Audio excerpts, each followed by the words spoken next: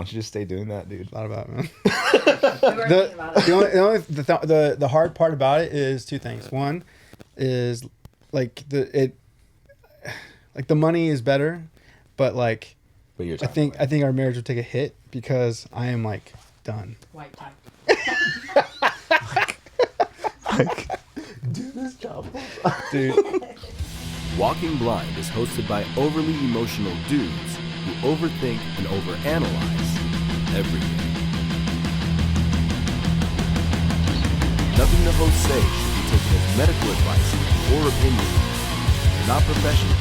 They're about to make that very clear. What's up, everybody? Welcome back to another episode of the Walking Blind podcast, the podcast where we like to normalize checking in on your homies. This is our first episode of 2025, and we are starting it off with our boy Matty from Mark of the Altar. Also, I'm Mike. That is also Mike. It's been we were like a month. dude. It's been a while. It's been a while. It's been a while since we released anything. Don't even give me a second. Man. This episode is brought to you by Make Moshing Cool Again. Make moshing cool again. And America too, apparently, right? right, guys. We all voted for the same guy, right? Oh man, Just kidding. I don't vote. I didn't vote either. sick. I'm waiting for worked. someone. I'm waiting for someone to get mad at me and be like, "You didn't vote. You Blah, talk blah, so much shit and you didn't vote. Yeah, and then I'm Yeah. gonna say, ask me who I would have voted for, and then the conversation will change. 'Cause then they'll be like, "Yeah, Yeah. right, I stay away from politics. yeah." Like, you guys all suck. Yeah. You're all bad. There's it same different wing on the same evil bird. Mm-hmm. I mean, you know, nobody gives a fuck about you. That's just how it is. Yeah, Especially politicians. yeah. Give a fuck about you. I like actually no, this is weird. Oh man, that deja vu shit is kicking in. So the next time just died, bro. Fucking died He talking had politics. some wild thoughts. He was like, "Say that shit, dude." Just all of Say it, us bro. just died in a different timeline, you know? Talking politics. Yo, what a weird way to start off. Oh man. Oh man. So, dude, what's up, man? I mean, you kind of told us Yeah. you had an eventful life's- holiday. Life's weird right is- now. It's good. It's really good. We just Yeah. sold out on Been There, Seen That's site for all of our CDs. So they had Yeah, I saw 80 that. Yeah, they had 80 available on the site, and then we get 20. Yeah. So it's sold out officially, and then that's why we're like, yo, let's just offer the 20 that we're getting. Let's just not wait for the show. Let's just, because they're like, we're getting hit up by like a bunch of like, you know, awesome folks who like want it signed. Yeah. So we're just like, we're just gonna make it available right now. You Sick. know, and it sucks because we're gonna hit up by people who bought it from the site who like live in different countries. Yeah. And they're like, yo, can I get mine signed? And I'm like, It's not coming from us. do you want to wait for a couple years? Yeah. You know? Other than that, it sucks, but it's awesome that people want that. Dude, and That's really cool. Like, man. it's weird. It's fucking weird. and our CD's back? They're back. Is it back? I guess Apparently. they're back, dude. People like collecting. I like collecting. You like collecting. Dog, I'm about to pull out my fucking book of The old binder. CD, the binder of CDs and sleeves. I bet you there's a 3 Doors Down CD in there. 1,000%. Guarantee you, dude. Dude, I remember driving, like you'd be fucking cruising down the street and you'd pull up that big ass binder How many fucking accidents? That's way more dangerous. and you'd be fucking Yeah. swiping through while you're driving. Dude, so my trick for when I was driving was I remember in like my first 2 pages, I would, and even though you scratched your CD, I double up. would double up. Yeah. The favorite ones. Yeah, I double them up because I'm like, Irony, I can't die when I'm fucking trying to listen to Would you put the fucking- sleeve in with the CD or would you just Nope, put CDs raw. in? No, raw. Okay.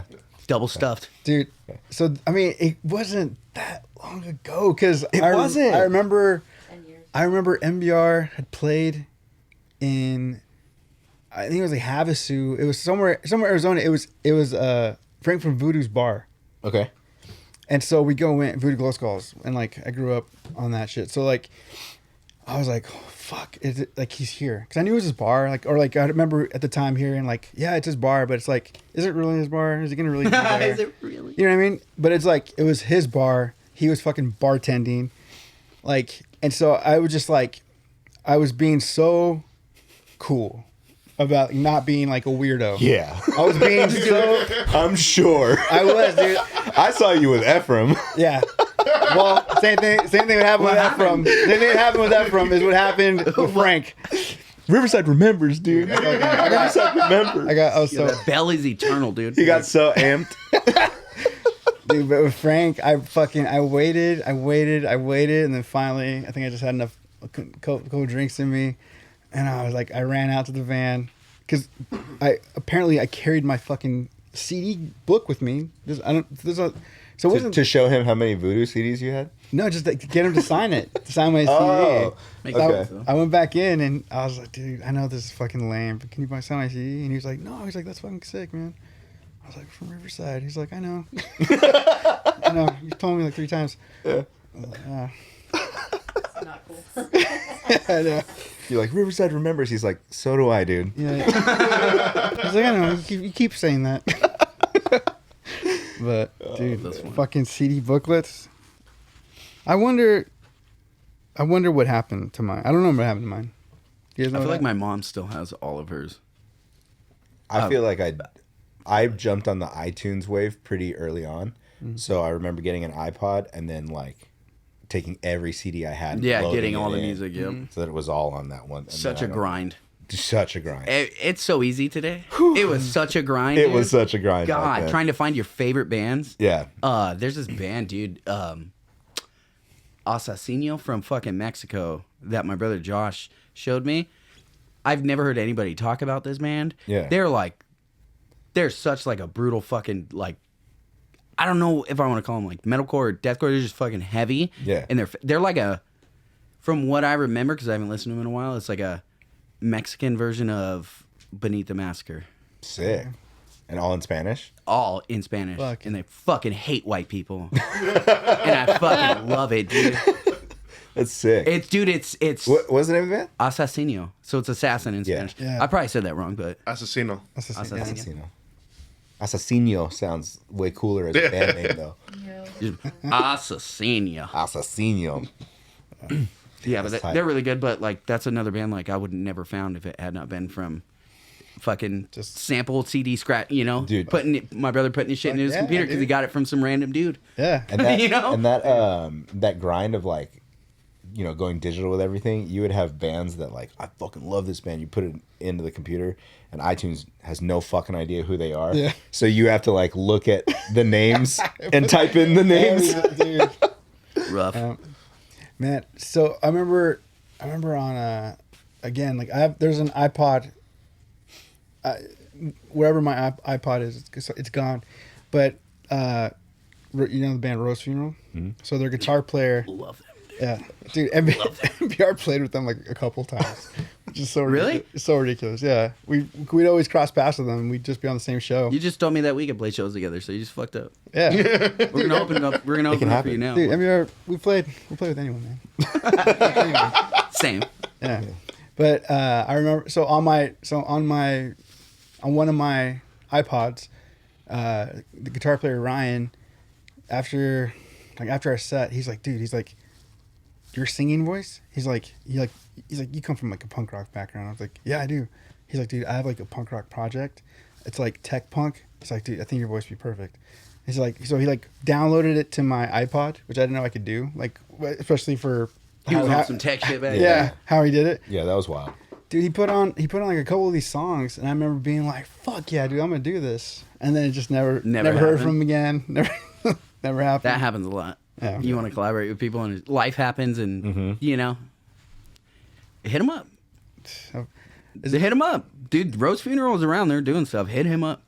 You never know. You might re-spark something in him, and he's like, "Oh yeah."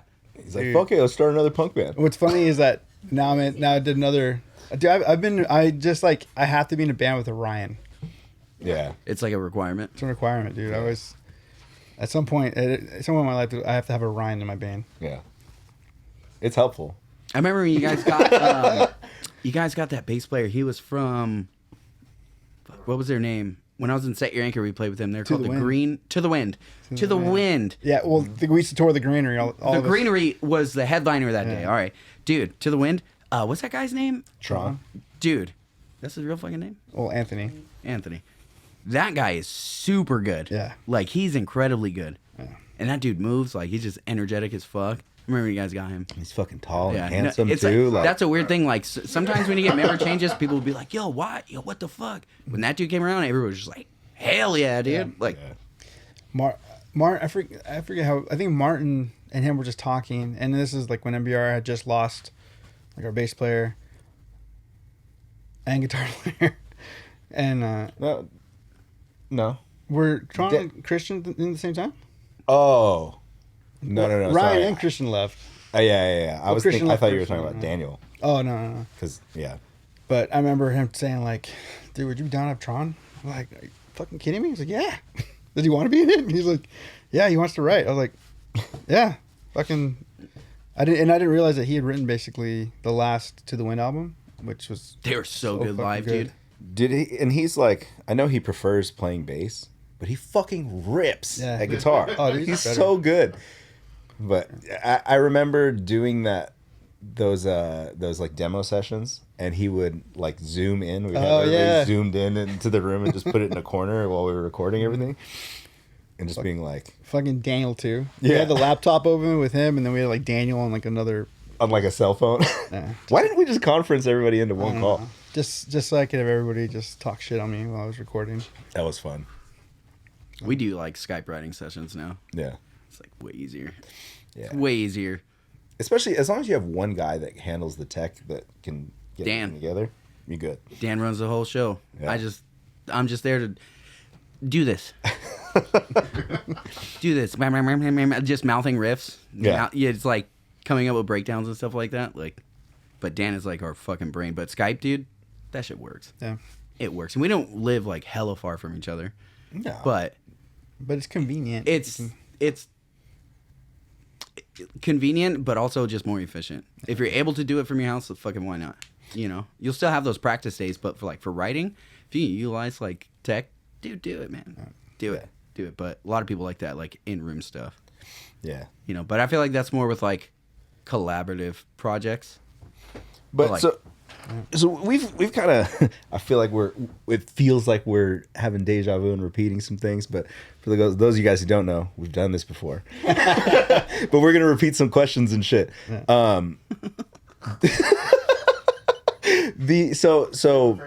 Yeah, going back to like Mark of the Altar, and like you played in Iron Rule before that, and then you've been in other bands long before that. Always kind of like a little different genre, like Yeah, you know, each just one. playing with a bunch of this shit. But what was that like deciding factor after Iron Rule to go like, all right, I'm gonna create this band. It's gonna be this. It's gonna be this fucking heavy. Like, what was that moment where you're like, you know, fuck it, we're doing this? Well, because like I've always just been like a deathcore guy. I've never been into hardcore. Yeah. Like I liked melodic hardcore, but I only got put onto that when I joined Set Your Anchor because I did highs and lows and like that's pig squeals. That's what you got. Yeah. Right. So when I joined Set Your Anchor, that's how I got put on to No Bragging Rights. You know, Stick to Your Guns. 100th was a big one. Mm-hmm. Bands like that, I had to learn how to like yell, you know, because it wasn't screaming. There was like, to me, it wasn't like a technique. It was like I pictured my throat, like I had to picture it as like a hollow like tunnel. Yeah. And like the sound just kind of fell out. But it took me a while to fucking get that because my stupid ass brain was like, you know, fucking wants to do that shit. So it took a while, but I've just been in bands to where my ideas I just have a lot of them, and it's like I want things done a certain way, and I was kind of tired of compromising with people because I've been just grinding, and it like relatively go nowhere, you know? Even though like the effort is there. Right. It wasn't there as much as it is now, but I've had a vision of, you know, what I wanted to do. I wanted to go back to the vocal style that I like, because I don't like what I was doing with Iron Rule, and like I feel like you guys have heard the raw version of the EP that D-Lo re-recorded. So a bunch of those songs aren't on it, but like we were going in a more deathcore, like it was falling in that way because Mike, Curtis, everybody is all from deathcore bands. Right. We did Iron Rule to like do like a heavy hardcore, and we weren't even heavy hardcore. It was just fucking heavy. You guys was just You know, heavy-ass and band. it was just heavy. it was. It's just a good example of like you just got to do what feels right, you know, because it was eventually just falling into that. Yeah. And then so with the fresh start, I was like, you know what? I already know what I want to do. I've already been writing a bunch of the music for all the bands I've been in. Like, fuck it. I'm gonna link up with James. He's gonna help me write, and then I'm gonna find members. And it's basically just what I did. Yeah. I wanted it to be done right, like in my vision. Just a clear, like, this is what I want. So like the saying, like, yo, there's too many hands on the wheel. That applies to fucking everything, whether you're cooking, whether you're fucking driving, whatever it may be. If there's too many hands on the wheel, there's no real direction, right? Right. Because there's too many hands pulling. Right. So if it's there's one vision, and you can create a product and use that product to find members that vibe with that vision, and they just trust what you do. They want to be a part of it, and then it's like, it's like Batman building his team or something, some stupid shit like that, but you have to have something to like To bring show them, hey, this is what we're doing. Yeah. Are you down? That's how you find members. But like to answer the question, I wanted to do what I've always wanted to do, kind of, Sick. and I got the chance. Yeah. And then so that now that the project's out, like you guys have played some pretty dope shows. Just one show. I mean, Yeah, it was dope. It was dope, though. Yeah, it was awesome. It was super awesome. It was on my birthday too. Yeah. It was stupid the way it lined up. When we got the offer, I was like, "Fucking what? Yeah!" I didn't even ask the other guys, dude. I was just yes. yes. And I was like, "Hey, we're playing," and everyone's like, "Are you fucking for real? Hell yeah!" Yeah. Like we were all so stoked, dude. It was mind blowing. Yeah. Pin up. Yeah. Dude, Those that folks was are awesome, dude. Yeah. so. When I saw you guys announce that, I was like, "Fuck yeah, dude!" Like they're just coming out swinging. I was so hyped. You know how hard it was to introduce myself to Adam, because I've talked to him online. Yeah. In person, just like, and he knew who I was too, like, because you can't forget this stupid ass face, So sick. and just like having to just stifle everything and just be cool. Yeah. Hey man, how you doing? It's like him with Frank. Just trying to do the casual talk. He had like a bag. He just came back from the stories on his fitness shit. I was like, hey, you got some grub? He's like, hey, yeah, man, I got some grapes, some, fucking all this healthy stuff. And that was it. And I was like, I'm not gonna bother him the rest of the night. It was fucking hard. It was so hard. Because like a lot that of what I sometimes. do, especially like the inhale stuff that I did on the first record, that's all based on Oceano. Yeah. Like Oceano and like old Chelsea Grin. Yeah. But Oceano is what made me want to do the like that stupid ass shit. But yeah, it was cool. It's like, dude, I gotta learn that shit and just next MBR. I fucking dare you. Dude, Dude, hey, That would knock be loose, bro. so sick. Knock loose. Brian Garris doing inhale pig squeals on live television. Yeah. Yeah, that was wild. Cool as hell. Dude, it's cool. Bro, yeah. I wish I could have been there. Dude. It looked so It fun. looked rad. And it was raining too. A little drizzle. Yeah. Ooh, make the spin Little kicks look cool. atmosphere. Yeah, dude. It just, oh, man. Especially like the lights going off. I bet it looked crazy. I just loved, like, I know people probably talked about this since then, but I loved the uproar that everybody was in. That the normies Well, that watched and were like, it's so what weird. is this? Like, Because Slipknot played on that same stage like a couple years ago. And you could just look at Slipknot. yeah, but Slipknot is borderline that fucking. yeah. We're right here at that For the Troops core cusp, you know? But like just looking at them, you'd think like those Don't do it in your uptight folks would be so upset, you know?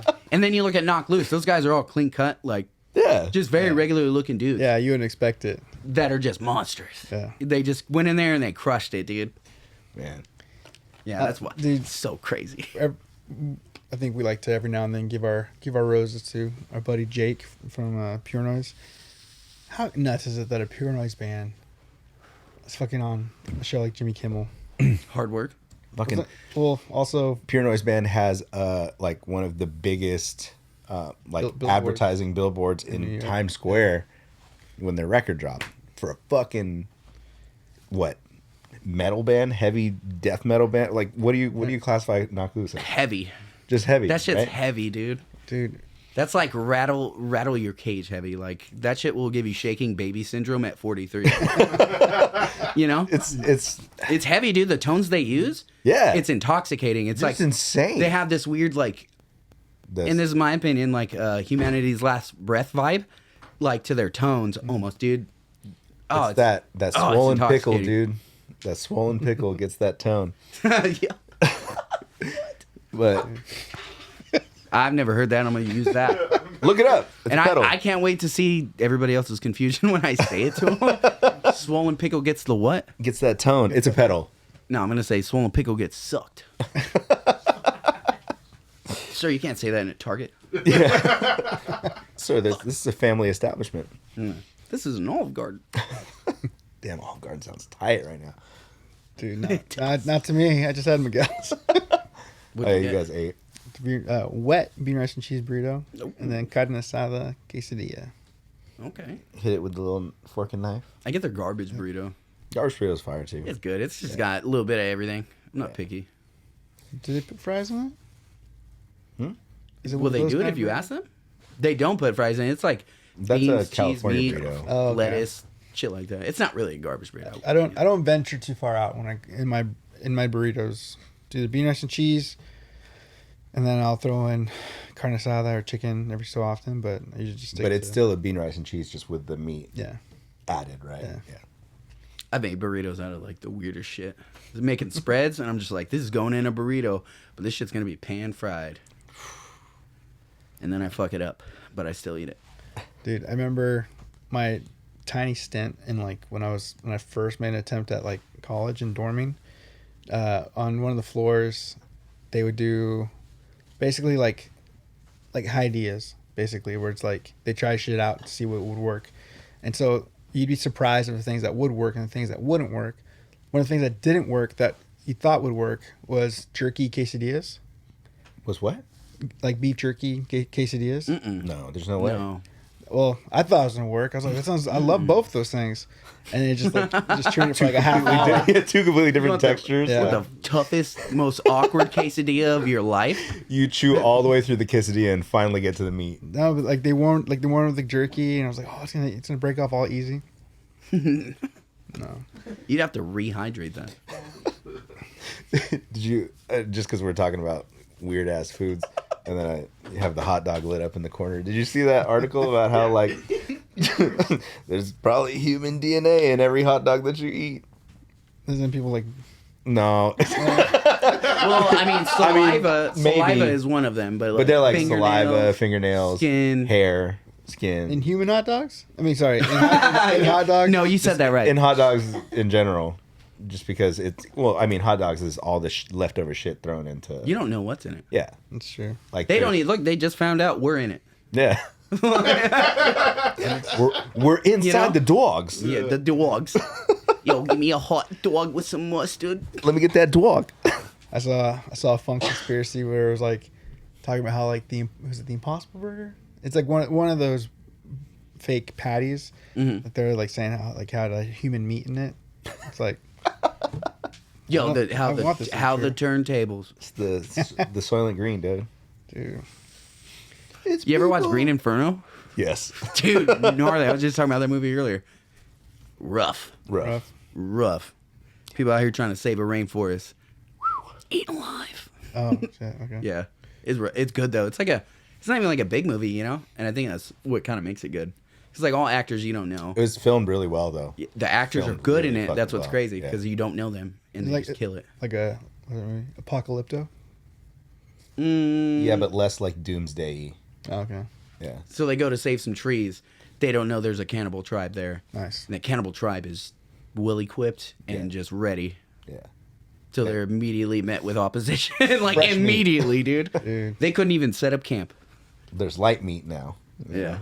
That's all it is. It's brutal. It's super Yeah. brutal. But Apocalypto was really good. When that movie first came out, I loved it, dude. I loved it. What's- So, we will call you almost. Oh! You know? What's He called you a bitch. the fucking line from Lord of the Rings?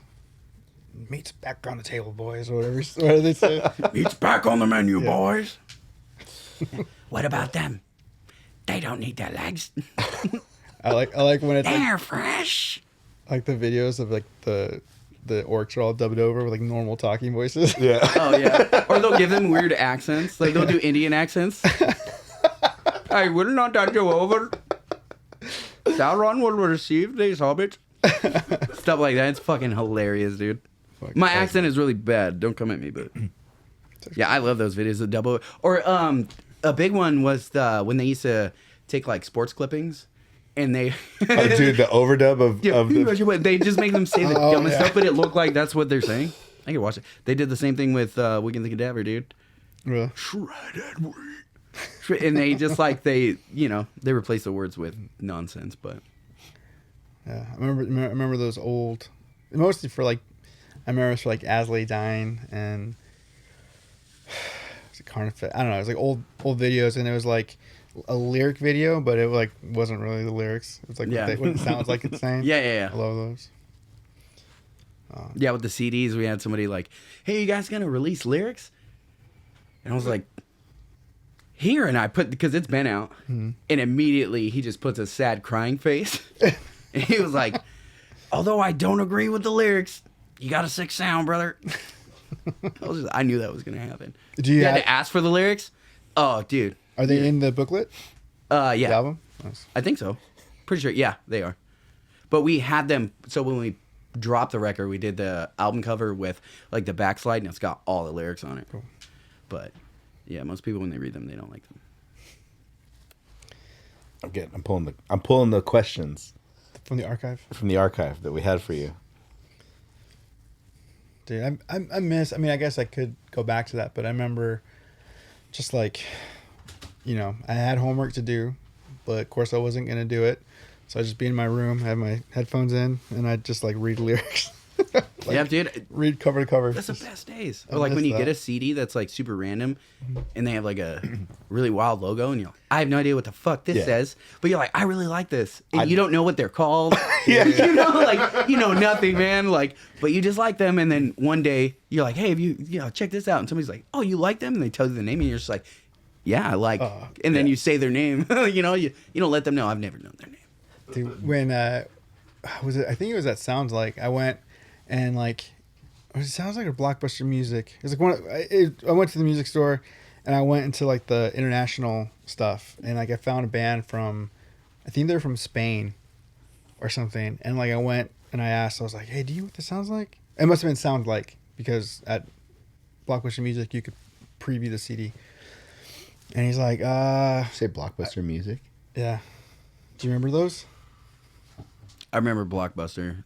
I don't remember Blockbuster Music. I remember, so Blockbuster Music was when it was just music, and you could go in, same logo and everything. Where was this at though? We had one. 'Cause I grew up in Riverside, too. The one in Riverside Where? was right there where They had the headphones with the scanner Yes. thing. Okay, yeah. where there's like the where the Michaels is. What else is there? Like, it's Was like it basically by like how they IHOP. did at Walmart? Like how you could walk up and preview the CD? Kind of. Yeah. But They had like booths, basically. They had booths, and you could like I didn't know literally that was it. give them the CD. They would open it, they'd put it in, and then you could listen to you can listen to the whole album if you want. And then if you buy it, obviously they just give it to you. And then if you don't want it, then they shrink wrap it and they put it back. But I remember, so it wasn't there because it was at like things that Sounds Like, and I remember being like, "Hey, do you know what this is?" He's like, "Dude, I don't think so. I don't think it's punk." I was like, but it's like in the section, and these guys kind of look like one guy. Looking back on it now, it's so stupid. One guy had like a leather jacket, and and you're they like, just- fuck yeah. I'm like, Hey, I'll buy that. oh, like they're punk, They're punk. dude. I remember putting it in. The one leather jacket. The rest of the guys are in polo tees. And he's like fucking sold, man. in fedoras. No, Yo. It's like one of those sweet, like fashionable motorcycle jackets. yeah, Was it a half cut one? Crop top. Yeah. Half cut, and it's got like the stitching. But you could still see the nips. Like Spider from School of Rock. Dude, like looking back on it now, like this guy for sure rode a GoPed. Like it was, yeah, it was not punk at all. And I was like, oh fuck. I was like, I gotta return this. I gotta return this. you just funny. total side tangent. Have you ever seen there's a video of this guy who's like, I think he like wins the bowling world championship or whatever, and he's like celebrating. He's like, yeah, and then he has a a button on his shirt, and he just like pops his nipple out. And he's like, and fucking closes his shirt. Where did I see that? I know what you're talking about, dude. South Park did the same thing. They did. They're having trouble with their cable, and they call the cable company. And the guy's on the phone, and they have little nipple patches. And he's like, "Yeah, there's nothing we can do. You're gonna have to wait 4 weeks." Pops him. Oh yeah. Oh, but there's nobody else to service this area, so you're gonna have to wait. Like they were like getting off. It was so fucking funny. It's amazing. I love South Park. Every day I watch South Park. Dude, it is like #1 comfort. What I loved South Park, but then when I saw that like documentary where it was like 7 days to air, that's and insane. they showed like how every week they were They like push fucking deadlines. That's shit. how you get stuff done, man. If you have a deadline, otherwise, if you don't have a deadline, like you think about it, like I am a big procrastinator. If I don't tell myself you have to get this done, dude, I'm gonna same. be. But every week. But what was crazy though, week, though. I never understood how they were so on top of the times. Like quick this on- shit just happened. How are you making fun of it already? And then of course within the same week they're like, "Oh, this happened. We have to fucking talk about this." I'd imagine they'd have a team too, like their whole job would Yeah. still like be like up on current Yeah. stuff. Like, hey, Jay-Z just said this, and they're Yeah. just like, "Oh, you're fucked." Kanye did what, Dude, They saw him eating fish sticks.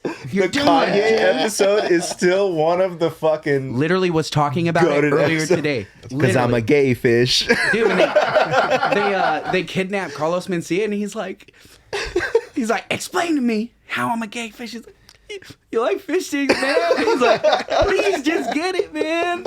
And they're like fucking him up. Dude. It's so funny. Oh, and the music video they did at the end of it where he's like swimming with the You know they play mermaids that and live? shit. Really? Matt Stone and Trey Parker with a whole like orchestra and band. They do South Park concerts. Oh yeah. Oh yeah, I've seen that. And Gay Fish is like one of their. Dude. Every time I see it on Facebook, I'm gonna watch the whole thing because they're ad libbing everything. Yeah. You got Trey Parker in the back, Gay Fish. Matt Stone just ripping. Oh, dude, it's so funny. Dude, they have like for the longest time just been like some of the most iconic dudes to look up to. Like when they did the premiere of Basketball, Showed up in dresses and they on showed up in acid. dresses and on acid. Iconic, So dude. they said that anytime they would get interviewed, they both agreed to go. It's just such a magical night. Yeah. So every interview, they're on acid. I And didn't they're know like, that. it's such a magical night tonight. Yeah, And they, they're like, they didn't answer any questions. you see They them didn't like, answer any questions. so what do you think about? Oh well, it's just such a magical night, and it's gonna be such a magical night. That Oh, was, way to troll people, dude. Like in the funniest dude, way. it's amazing. And like for them to like be around, obviously like they go to all kinds of stuff, but like to be hated by like so many like people in your industry, it's so wild. Sometimes they get the actual actors to voice the characters. Yeah. So they find some celebrities that are like good sports. Yeah. And like they'll get in on it. My favorite one is a Matt Damon. Matt that they did in Team America World America, Police. dude. I love Matt Damon, but they did him so dirty, dude. Dude, Matt Damon has just constantly like his little random appearances in all the pop culture shit, like in Thor. Oh, He's the yeah. fucking- Random. Very random. so random, and he's just one of the stage actors. Yeah. Like how much money do they have to fork out to get him? I don't know. Because I would assume it's based on like how relevant they are, Yeah, but also like big names, you know. yeah. They're still Like Robert Brad Downey Pitt. Jr. could not do anything for 10 years and probably still charge the same amount and Yeah. like do some stuff. But like, Dude, Brad Pitt Let's was think in about stuff like that. was in Deadpool. yeah, yeah, as the Invisible Invisible Man, bro. dude. Just for even a like, second, too. I feel like they didn't even get him to do it. They just took Like a picture. yeah, they just asked, hey, dude, can we do this? We'll shoot you some money. He's probably like, fuck it, dude. Why not? dude, like Tom Cruise in Tropic Thunder. Oh, remember that? he Yeah. wanted to do that. Dude, when I saw him, I was like, I think fucking Tom. He's got all the hair on I his might be arms. wrong. I think Desoectomy has that as a fucking sound clip. I think they do. I will fuck you. Yeah. Yeah. Oh, Oh, dude. so sick. What an awesome cameo. He's all fat, too. I remember when I first saw the movie, I was like, this guy looks oddly like. Yeah, this dude looks weirdly familiar. This guy, come to find out, it's him in a fat suit. And you can just tell he loves that role, Dude, bro. yeah. Yeah. He Well, loved it. I feel like he's the one that was like telling Ben Stiller to like, we gotta do another one. Just like, there's no way that today this would be allowed. Oh, No. fucking. Dude, Robert Downey Jr. He was he got interviewed about that and he got asked that and he was like, dude, oddly enough, people were more upset about the Simple Jack thing. Yeah. Like, but yeah, you can't make comedy like that. I mean, you can. You just gotta not care. Yeah, you just got to be Yeah. ready for You know, people to be mad. because we all like it. I think we're really close to coming back to that. I think we're close too. To being funny. Even again. just seeing the shift in like stand-up comedy too. Yeah, you gotta get People are comedy that starting makes to fun of get- everybody. Yeah. It's comedy, dude. Yeah. Like, That's why I like dudes like Andrew Schultz. Constantly just like everybody can get the smoke. I don't give you know a what's fuck good who about you him? are. He's got hella good jokes, but he does a bunch of crowd work. Yeah. So it's like, Yeah. dude, if you want to go see him, the way I look, I'm sitting in the back. Dude. I'm sitting in the back because he'll pick on me. Yeah. Like, immediately, I know it, dude. I just know it. Dude, But, we should go to Ontario Improv, dude. I've never been. Really? I've never been to a comedy show in my life, Dude, dude. they're so but I fun. Oh, yeah, constantly sorry. watch stand up. Yeah, you're supposed to. They're so fun. Dude, I I want to felt, see Shane Gillis, but his fucking tickets are $140. Yeah. I felt so bad because that was Chappelle, right? Yeah. So Chappelle Lacey was in town. Jesse bought tickets, and then you and I rescheduled yeah. a podcast on him for the same night that Jesse had bought tickets for. Oh, And he came in and did the podcast. I gave those tickets to my friend. He's like, dude, what the fuck did you send me? I was like, what do you mean? He's like, I've been getting roasted for the past 3 hours. damn. Chappelle's funny, man. Dude, shout out Martin. Martin actually hit up Chappelle and was like, hey, my homies do a podcast. Would you be down? It's like mental health based. And he's like, fuck yeah, dude. We still haven't worked any of that out. I don't know if it'll actually happen, but I would love to have That'd be Chappelle on sick. here. Dude. It'd be so Shane dope. Gillis is another like funny one, dude. That Dude. dude's fucking. Oh, dude. I still feel like Shane Gillis was like one of the first people to like lose a career over getting canceled. But then get it. But immediately get it But back. then get it Yeah. back. But it took some time though, because that SNL thing for him happened years ago, Mm-hmm. and then now he's finally starting to like crazy. come back. Yeah, I don't What even are- know why he got canceled to begin with. He made Asian jokes that offended people. Yeah. Which is like. Yo, don't. And coming from the Asian guy, they weren't that offensive. Don't talk to He me. sent me. My impressions He are sent me spot on, an dude. Asian joke today. He sent me an Asian joke today. What do Asians do when they get an erection? What do they do? They vote. I sent it. It's fine. Mike sends it. Not my joke. Oh, I'd be dying. Dude.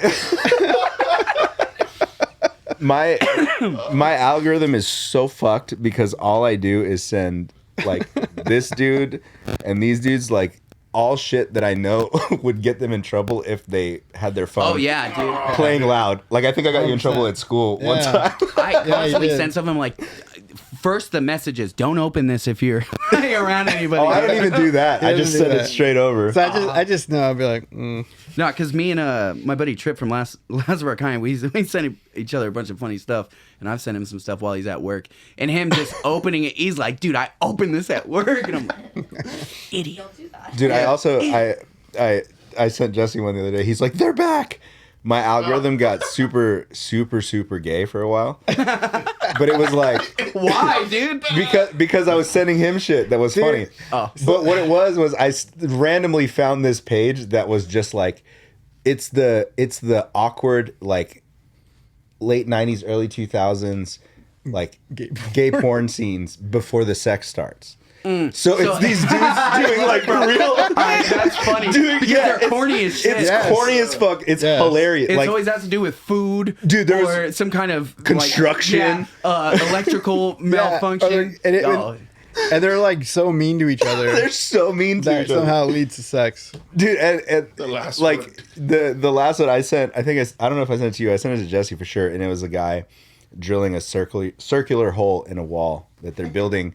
They're building a house, and another guy walks in and he goes, "Why'd you drill a circle like that?" And he's like, "To put the electrical box in." And he's like, "Everybody knows you need a square hole for that. Round holes are only good for one thing." And the guy goes, my God. The guy goes, well, what are they used for? He goes, "Put your mouth up there, let me show you." And then it cuts out. But it's like super awkward. So I Yeah, just he was sent it sending to them. that shit. I feel like I was there. In the middle of, and they're all like like these weirdly That's why burly my stuff's guys. so gay, babe. Oh, dude, the homies are. Oh, dude, we. Yeah. You He know. looks step Yeah. up on his own. I was like, I'm trying to find something for Mike. Oh man. It's for Mike. Shut the door. Those GIF responses to friends is just two dudes macking it, and like your like message is like "Happy Monday, champ." I love that. Dude, I love that like meme that I just started seeing circulating around where it's like when your phone goes off and you think it's her, but it's just one of your homies sending you two dudes kissing saying, "This is us." Yeah, dude, that's for you, my bros. Constantly, Oh, man. man. Love it. I think the world will not move if that doesn't happen. No. People don't understand it. Bros need that bro time. It's that it that gets- bro love, dude. It consists of harassing your best friends. All right, let's get into these questions. Tyke shot in a question asking you, what is the dream show or dream lineup for a show that has Mark of the Altar on it? Ooh. I mean, that's kind of easy. Just what I want, right? Yeah. All right, so Whitechapel, Job for a Cowboy, Beneath the Massacre. And I'll do Eat a Helicopter and then Us. Nice. Yeah. Nice. There's hella more bands, but like a normal lineup is like 5 bands. And then he also asked, who was it that influenced Matty Big Balls to scream? Technically, Alex from Atreyu. Nice. Technically. Okay. Because that's like who I was trying to like mimic when I first started, you know? I was trying to like cup it, Yeah. you know, do that stuff. Yeah. But Mike- 8 Mile got me. Mike's favorite vocalist, but I feel like he was like the doorway for a lot of people. Dude, Atreyu Getting was into so it. good. Yeah. Dude, I saw at the showcase in Corona, same bill. It was Avenged Sevenfold headlining, Atreyu direct support, Hope's Fall.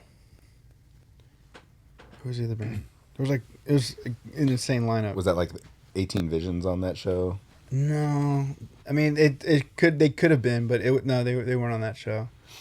But it was just like all three of those bands couldn't like. Hopeful is sick. Hopeful was so sick. They were, to me, they were almost like the because I'd never seen them live, and like seeing their vocalists just like everywhere and like diving out into the crowd and shit. Just all insane. Yeah.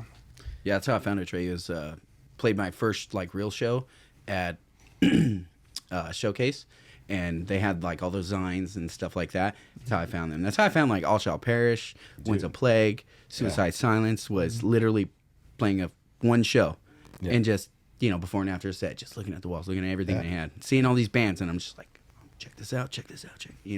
Well, just seeing the flyer for like the upcoming shows. Yeah, You kind of just go through, and it was rad because then I was like, well, I get to go search for this shit, and that's how I found Elijah too. Sick. And I would have never known who that band was, because they're from like Sacramento. Yeah. Shout out Showcase. did you guys ever go to like a? Did you guys ever, one, go to a battle of the bands, and then two, walk away with like a band that you really loved from that? Showcase was a battle of the bands, and yeah, I saw the Screamo band, but I can't remember their name. But the vocalist, dude, is the first time I've seen somebody like do like, like Screamo screaming, like high emotional, but could sing beautifully, and they had a keyboardist. I never saw nothing like that. I was like 14, 13, at the time. Oh, it blew my mind, and it sucks I don't remember their name.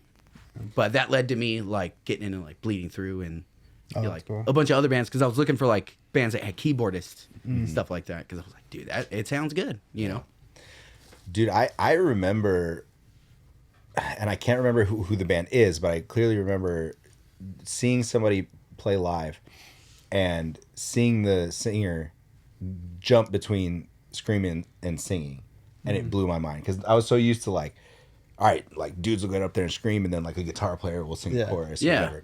And I can't remember what band it was, but I remember seeing that and that clear distinction of like, oh shit, there's some dudes that can really fucking Yeah, rip that's this skill, shit. dude, to be able to go back and forth like that. Not me. I will never be able to do this. Dude, I bet I should hit up Ryan Severs, see if he remembers this. But so we went to go like a battle of bands, and there was a band called Pop Narcotic, and they were so sick. I remember them being like a cross between like Refuse and like Rage Against the Machine. Okay. Like this like weirdo, like kind of punk but like funk in it as well. It was, I don't know, they were so sick, and they were so different from every band that played that day. But I remember thinking like, fuck, this band's sick, and then I don't think we ever saw them again. Bands like that, I'm just like, they smoke weed for sure. Yeah. I was like, there's so much like weird shit. Like, yeah. You smoke weed. Yeah. That's too much creativity. Like that sound effect sounded amazing to you when you were in the studio. Just in that room, loaded, bro. Just. Or like all that crazy like delayed picking shit, like. Yeah.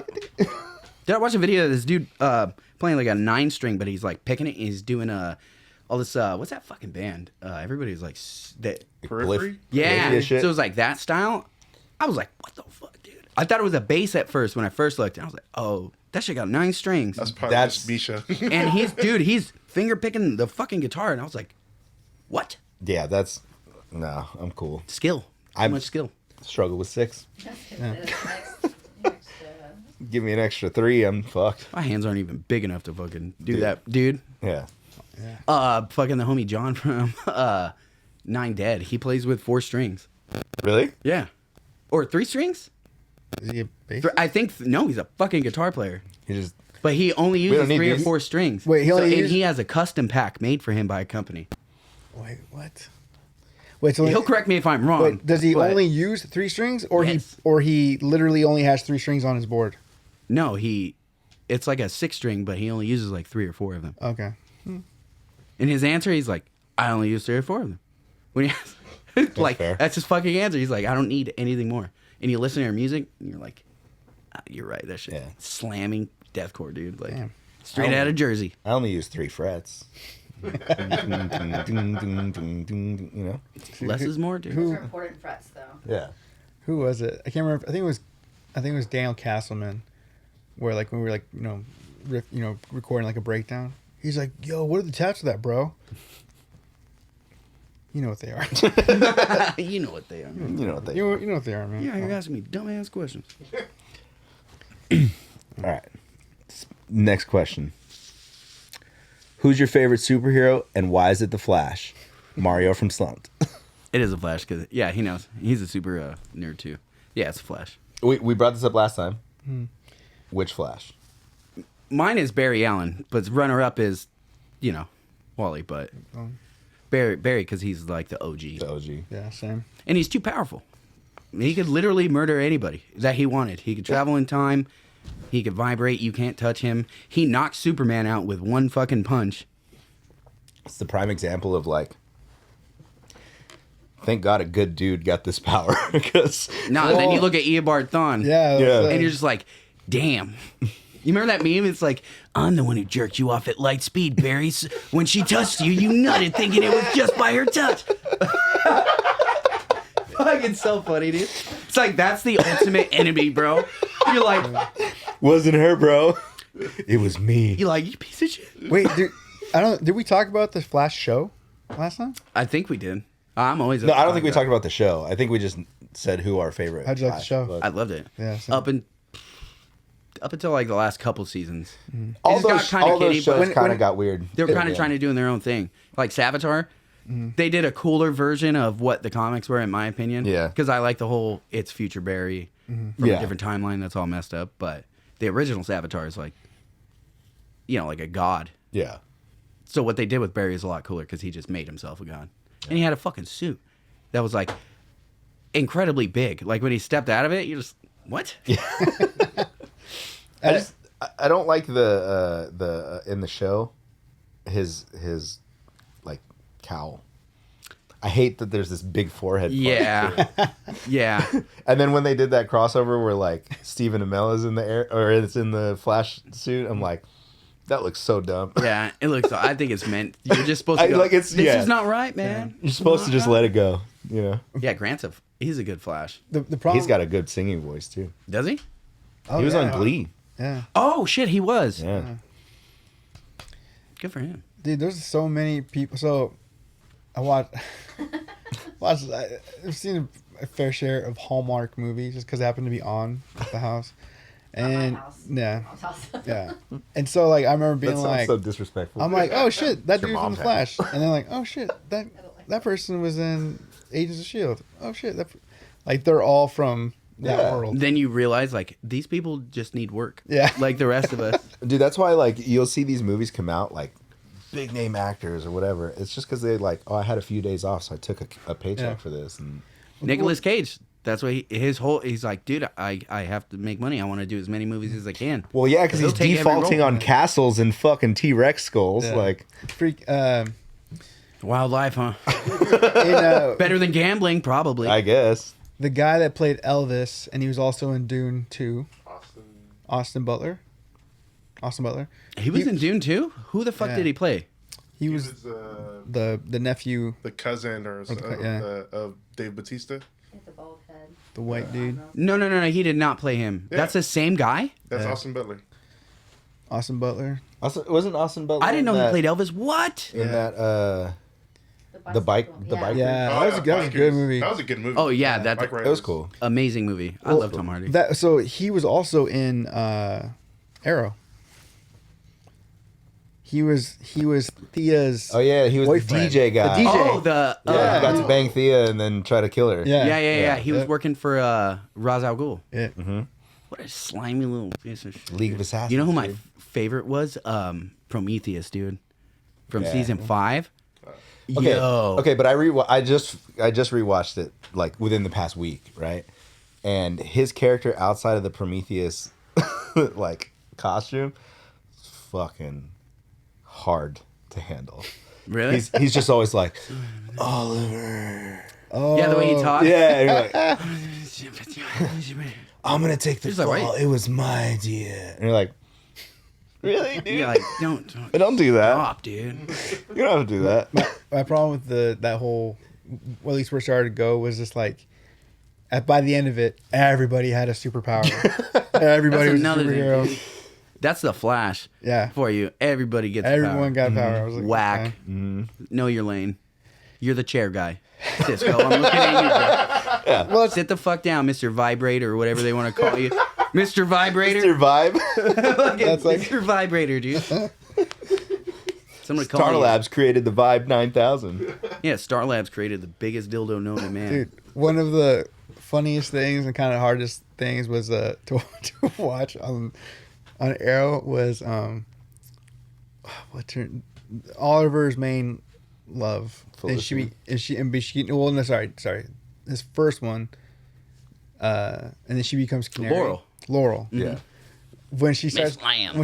going into like fighting crime, like that first. She's getting the shit kicked out of her over and over again. Yo, you're just like, welcome to the real world, lady. Dude, it was because I remember like I liked her and then seeing her get her ass kicked like multiple times. I was like, fuck, man. And it's like helpless, too. She's about to get beat to death. Yeah, Oh, man. We probably shouldn't laugh about it, but... I know. But in a way, though, that's probably like one of the few times they were like being like realistic because she wasn't like a trained, Yeah. you know, and then, so it's like, yeah, of course you can get your ass kicked when you're going out there. I watch too many TV shows, dude. You know who her dad is, right? The actress? David Cassidy. I've heard that name. Really? Yeah. That's place why she can sing. Yeah. Dang. Old school heartthrob back in the day. That's it. I love how every question that we ask somehow comes back to comic book TV shows. Fuck yeah. And I love it. From Ty, Spidey plays bass. We didn't even mention this. You have some life changes on the way. You got a baby coming. I do. Yes. You're gonna be a papa soon. So, has anyone given you any pre-parenting advice yet? The stupidest shit. Stupidest shit. Yeah, it's all unsolicited. Yeah, Like, it usually is. yeah. Which, I mean, I'm not going to be rude about it, you know. But a lot of... All right, so I made a Facebook post. I was like, I helped raise my niece, you know, so I know what I'm doing. Right. But as a new father, you know, like, my question was, like, this is my baby. You know, it's it's different. not a baby I can just hand Right. off to my sister, or something like that. So I'm like, hey, is there any books for new fathers like anybody could recommend? Every single fucking comment. There's not a book you can read. I'll get you ready. And I'm just like, oh, dude. It's like, that's crazy. You really took this opportunity to make it about you, huh? Yeah. Make it look like Miserable. you worked so hard and you're a bad parent. I don't give a fuck. Yeah. Like, I asked for literature, Yeah. Yeah. and you couldn't even put correct punctuations in your comment, motherfucker. But yeah, it's all unsolicited. Yeah. But Have you gotten any good advice that you were like, you know what, I never thought of that? nope, Nothing yet. nothing that I haven't heard from my fiance. That's it. Gotcha. She is like so on it, dude. Like she was like, she's gonna be the perfect mom. Like I could die tomorrow and I would not worry, Yeah. about my child and like how she'll be raised and stuff. That's a good fucking feeling. Yeah. So I'm learning. She's a first time mom, first time dad. She's running the whole show. Yeah. So the dynamic is you tell me what to do. I make sure it's done. Yeah. So I have to learn a lot because she's already naturally like really kind of on it. I'm a dude, Yeah. so it's like I need her direction like 100%. Yeah. So like she's the only one who's given me any kind of like advice or direction that's like beneficial at all, Nice. or that I value at least. At least it's coming from her. Yeah. She's a boss. All right. And then in your opinion, what is the best deathcore band? Fuck, dude. Bro. Oh shit. See, best and my favorite are like two different kind of things. Yeah. Because I want to say Whitechapel, but then they switched up, which as an artist, like you kind of get, but they're swinging back. But a band that has just kept on it like consistently and like never changed. They're not even together anymore, but I'm gonna say Beneath the Massacre. Okay. Nice. How much, these are all still Thai. How much recording do you do by yourself for this project, or do you work with an engineer? I do all my work with an engineer. So we write together, we get like the demo tracks, but then we re-record everything else with Josh Knoll at Knoll Soundworks. Nice. Yeah, I don't trust myself enough. Josh is there to kind of push me, and be like, hey, try this, or that didn't sound that good, So That's really good to have. because I will sit there and rack my brain over because I'm going to think it's not good every take. Yeah. But to have somebody there's like, woo, pumping you up, and then like you trust them and then you get the product and you're just, Yeah. you're right. I Fuck shouldn't have second guessed myself. So yeah, everything I do is with Josh. I'm more of like, does everyone else think that was good? If you guys think it's good, then let's move on. Like, I'm not, because in my own head, like obviously I'm not like, I'm giving, in my mind, I'm like giving the best takes. Yeah. But unless I can like feel it, like, no shit, let's do that one again. But for the most part, I'll do something and I'd like wait to be like, them to be like, that was good. Or like, do it again. I'm always it's always just me and Josh in the room. Always. Like I'm there when we track the instruments and do all that stuff, but it's usually just me with the vocals, Yeah. which I mean, by the time vocals roll around, usually the guys tend to like trickle Yeah, I out mean- and do their own thing. I'm not going to bother them with that anyway. It's better if it's just me and Josh in the room. That way, like, because I'm a talker, dude, so Yeah. I like to fuck around. If it's just me and him, it's like, we can smash it out, and then we fucking go shoot some Magic the Gathering matches, after we'll sit there and I'll pull my laptop out and we'll play Splitgate or Brawlhalla or, whatever. So we're really motivated. It's really good when it's just me and him because we want to smack that shit out. Yeah. And I do a lot of one takes. Like, so like when I track, like, of course, like I'm going to make sure like it's the way I track is like broken up line for line. So that but a lot of what I do is just, I do it one time and then I just don't redo it. Okay. So I'll leave a lot of shitty takes in because I want it to kind of sound like live, Mm-hmm. So I don't spend too much time recording the vocals like at all. It's usually like fucking hour and a half, 2 hours maybe. Do you go one vocal track or do you layer? Oh, I layer. Okay. Yeah, because I do highs, lows, stuff like that. I just don't overdo it with like 4 layers. So I typically will max like, I think max 4 layers. So do like a high, low, a mid, and then I'll throw in like a tunnel, for some like body behind it. Right. But most of the time it's either a low by itself, it's a high by itself, or I'll pair like the low with the high. And the low and the high is just to accentuate or like put more focus on certain syllables or words.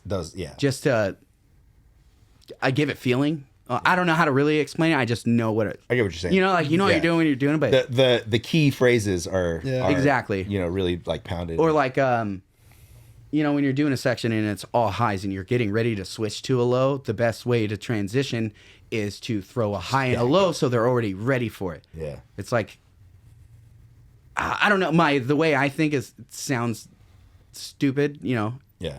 but I get it. Yeah. Yeah, I get what you're saying. I have a he didn't even know about this. I have a side quest going on right now that's that I'm like experimenting with a lot vocally. Mm-hmm. So like more highs, like kind of like doing that jumping back and forth between high screams, low screams, a little bit of singing, not even like not singing like Perez singing. not Mike Perez singing, but it's more of like an aggressive, like just like Pantera. yeah, yeah, just, bravado yeah. singing or what? It's just Sleepy kind of like Giant, a low ass singing. there is a little ass singing Sleepy Giant part. We call it the smooth sexy part. And then there like the singing is more like almost like a kind of an aggressive like punk scream. What is this project? I'll tell you about it later. It's got a real dumb name. I'll tell you about it later. I'll tell you off camera. All right, don't forget everyone. Yeah. I'm writing it down. So, but yeah, like just experimenting and stacking like, all right, like here's a like a breakdown coming up. Like we want to hit like highs, lows, and put this melody behind it right before it drops. And yeah, Just a little bit more planning and like structural placement, Because with torture culture, like we're leaning a little more metal for stuff, but it's still that like. You still want that like bouncy hardcore with like circle pits and stuff. Yeah. And when it comes to that, it's like Are you guys ripping a bunch of like hammer-on riffs? for the newer stuff. Fuck yeah. Hell yeah, dude. Yeah, and it's I like, love it. but it's also like, vocally, I don't need like a ton of layers for that type of music. Yeah. Right. Like It's very just fucking to one the point. straightforward like vocal track Yeah. with like some accents here and there, whatever. So it's cool, man. It's cool to see all the different ways that like. I dig the new stuff. The last thing you guys put out, Thanks, Breaker. man. Yeah, Yeah. that shit's fucking good. Thanks, man. It's super good. And Dan's super stoked about it. Yeah. Yeah. Yeah. I was like when we went in or when we decided to like fully write Breaker because we've had this idea for a while, and Dan like wrote like 90% of the instruments on there. Dude, he's fucking good, bro. And when he brought it to the table when we finally like started working on it, I really just like, hey, let's change the verses to like this kind of strumming pattern or like just kind of pieced it together and molded it. And Dan was like, yo, give me a shot at this one. Let me like and I was like, fuck yeah, fine.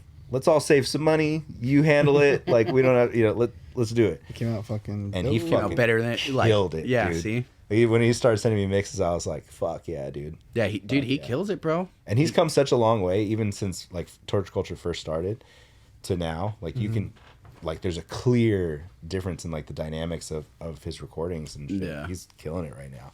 Yeah, we did me, him, and Scott had like this almost like Emir like dissonant kind of breakdown project. Dude, we talked about this on the last time. Yeah. That song I had vocals on and I wrote to that song as well. Really? But I never tracked it with them. They sent it to me. I like wrote some shit, tracked it or whatever, and then like I don't know what happened. And then me and Dan were hanging out and he's like, "Oh dude, you remember that song?" And I go, Yeah. Matty threw vocals on it.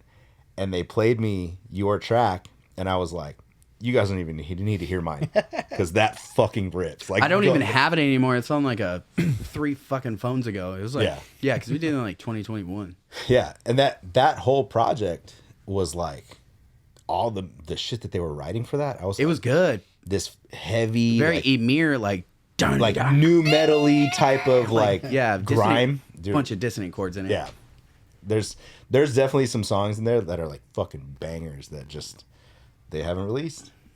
Is it just a Scott and Dan project, or It was just Scott and Dan writing. They have a bunch of songs that are straight rippers. That's the thing about like a lot of talented people, especially when they're capable of like recording and tracking. They they'll put down a bunch of really cool shit and be super unhappy with it, and it'll just never go anywhere. Yeah. But everybody else around them that they show was like, "This is so sick, man."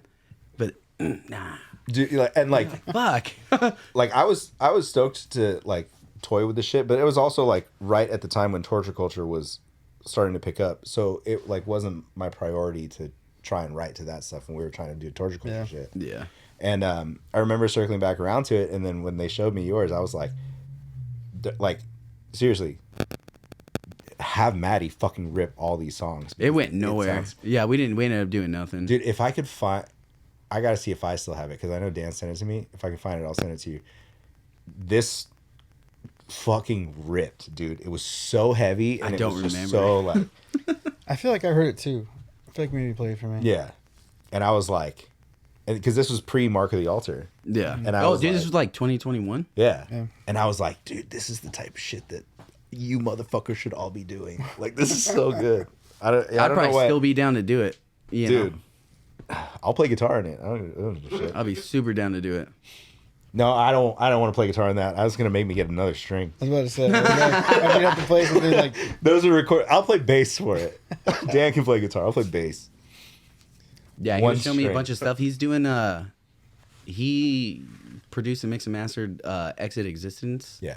Their last record, phenomenal. Yeah. And like their new stuff, he's doing like all the orchestral stuff Yeah. for him, and he was like showing me like little bits. I was like, this is fucking Dude. amazing, dude. Like, oh bro, I didn't know you could do orchestra. Yeah. You know? It's awesome. Yeah. He's been showing me some of that shit too, and like, yeah, we won't put his business out there, but the things that he's producing and putting out, I'm like, yo, this is fucking sick, dude. Yeah. Keep this going. Bunch of heaters. Speaking of hearing something and then someone else doing it, I didn't realize all the feeble attempt songs that were like easy out ideas that we never got to. Mhm. I didn't realize they went on to feeble attempt. Yeah. So when I listened to the album, I was like, oh, I was Yeah, like, there's that song. there was one or two songs that were easy out songs that you were like, I really don't have anything for this. Yeah, And then Which they is- just, they just yeah. got pushed over to feeble attempt. yeah. Which there's a whole different thing. But there's the guy from Lone, one of the vocalists for one of the feeble attempt things. I don't know. He's on a couple songs. I feel like he needs to be the vocalist for that just Just band. as a whole, yeah. Yeah, he's got a sick voice. Yeah. The feeble attempt has gotten a really good response. Yeah, it's good. It's all music's dope. So feeble attempt is this project. So when we, well, technically you guys started Easy Out. It's our skate punk band. Yeah, yeah. So it was him, our buddy Aaron, who used to play drums in a band called Means. And then Ryan, who's the guitar player in Easy Out. They were the ones that kind of got together. You guys all kind of started talking through a podcast, right? Yeah. Doing Growing Up Punk. Mm-hmm. So they did Growing Up Punk, started talking through that. And then they started working on the songs that would eventually become Easy Out, like the band. And then like we were just hearing like demos and stuff like that, and just hearing like, oh, Mike recorded this in his car, but hearing it all put together, like, oh, this is fucking sick. You know? And then that somehow, it's all kind of a blur, how like from one day to the next, now I'm in a band and I'm playing guitar and I have to learn how to play guitar again. I don't know what the progression was on that. You have a buddy where you're like, man, it'd be fucking sick to have him in the band, but he doesn't like play an instrument, or he doesn't play in that way. Mm-hmm. Like for me, it's still crazy to me that Mike's playing guitar in this band, because it's like, you know, it's punk, but it's like it's pretty technical. Like, Yeah, fast. and so it was one of those things where like I remember our guitar player Ryan just like, man, if only like Mike like played guitar. I'm like, well, I think he can play guitar, but like I don't even know if he'd want to play for like something like this. And then like before I knew it, this guy like bought guitars. Really for the occasion. And he was doing It's it. that passion, man. If you want it, you'll do it. Yeah. You know. I think I had told Jesse this. Easy Out was like that thing where I had always said, you know what, I just want to play guitar in a band. I'm tired of being up front. Let me just chill, right? Let me just sit back and chill and play guitar. And I picked the most non-chill band. It's not So chill at all. no Not chill. fucking chill. It is, dude. I'm And you're just singing in it. I know, Like- not as much, but well, But we'll see. I mean, it was years ago, but MBR started off with me on guitar and singing. Really? Yeah, What? yeah, and 3-piece. we went 3-piece, then we were eventually a 4-piece, and then I finally was just like, I remember the first time hearing my buddy Chris play something way cooler, like an idea that I had, and he played it way cooler, and I remember being like, I can step away from this. Yeah. Like we can get someone else to come and do this shit. Like I don't need to do this. But like, so I mean, I had like 5 years of playing guitar and singing in a band, punk band, like And that's rough, fast dude. shit, yeah. And so, knowing what Mike was getting into, I was like, fuck, dude. Like, Dude, even to the point where like luck. I had already bought a couple guitars just because I wanted to get back into it. And then I like joined the band. And then even after I said yes to it, we had Justin from Codename Rocky here on the episode, and we showed him the stuff, and he's like, dude, this is sick. And I was like, you should play guitar for this band, Yeah. dude. And I was trying to like push it off to Justin, and I still ended up playing in the band. and meant to Justin, be. we had a backup vocalist, Yeah. guitar. Justin would have checked off a ton of boxes. But yeah, but Easy Out. So basically, sorry, long story, kind of went sideways there. So Easy Out initially started with him, Ryan, and Aaron, and then Aaron is hundreds of miles away from us. He's in Canada. in the Great North, Canada. So when the band kind of shifted to, hey, we're gonna play these songs live and we're gonna actually be a full band. Because the easy idea was that we were gonna just release music because Aaron lived in Canada. Ryan hadn't played in like years. He hasn't played in years, and I don't think he wanted to play live. Yeah. And for me at the time, I just thought like, oh, I'm too busy. Like I'm not gonna be able to do it. Yeah. And then we're like, And then oh wait, somehow- no shit, let's play this stuff live. Yeah, the songs ended up being so good that it was like, okay, we have to rip these Yeah. live. So that dynamic kind of shifted to where we like pieced together what would be the full band. Actual members that are gonna be in it. And then Aaron and Ryan kind of continued writing together, and that's what Feeble Attempt became. Oh, okay. So, it kind of just broke yeah, off. so Okay. it was just kind of like a side thing. But with Feeble Attempt, the cool thing about that project is that all the vocalists, or most of the songs, have different vocalists on them. Yeah, the whole so like the different cast dudes, vocals. different Really? dudes from That's cool. different punk bands, like Homegrown. So it's like some punk Wu-Tang shit. Yeah, like so there's Yeah, just a that's bunch cool as of hell. like Dogwood, shit like that. So there's just a bunch of different vocalists on the Feeble Attempt record. There's not one guy singing the songs. That's crazy. so it- Wu-Tang, baby. Yeah, it's kind of a cool. Wu-Tang, man. it's like a cool project, and when they dropped it, like it picked up Yeah. like pretty well. That's awesome, dude. A lot of cool names. I'm gonna look it up, but there's one of the guys because I was listening to it on my I was truck driving. Oh, you're a truck driver? I'm a truck driver, bro. Damn it, Bobby. I was for about like 3 weeks or so. Wow. You just were like, fuck that. Well, no, because so I do behavioral therapy, Selling propane. dude. I never was not afraid of like something going wrong, like fucking blowing up in my face, The whole truck just explodes. dude. Yeah. But so my job I normally work, I have 2 clients. I'm with one kid, first grader, autism. I'm with him Monday through Friday, and I'm with him at school his entire school day, so 8 to like 2:30 most days.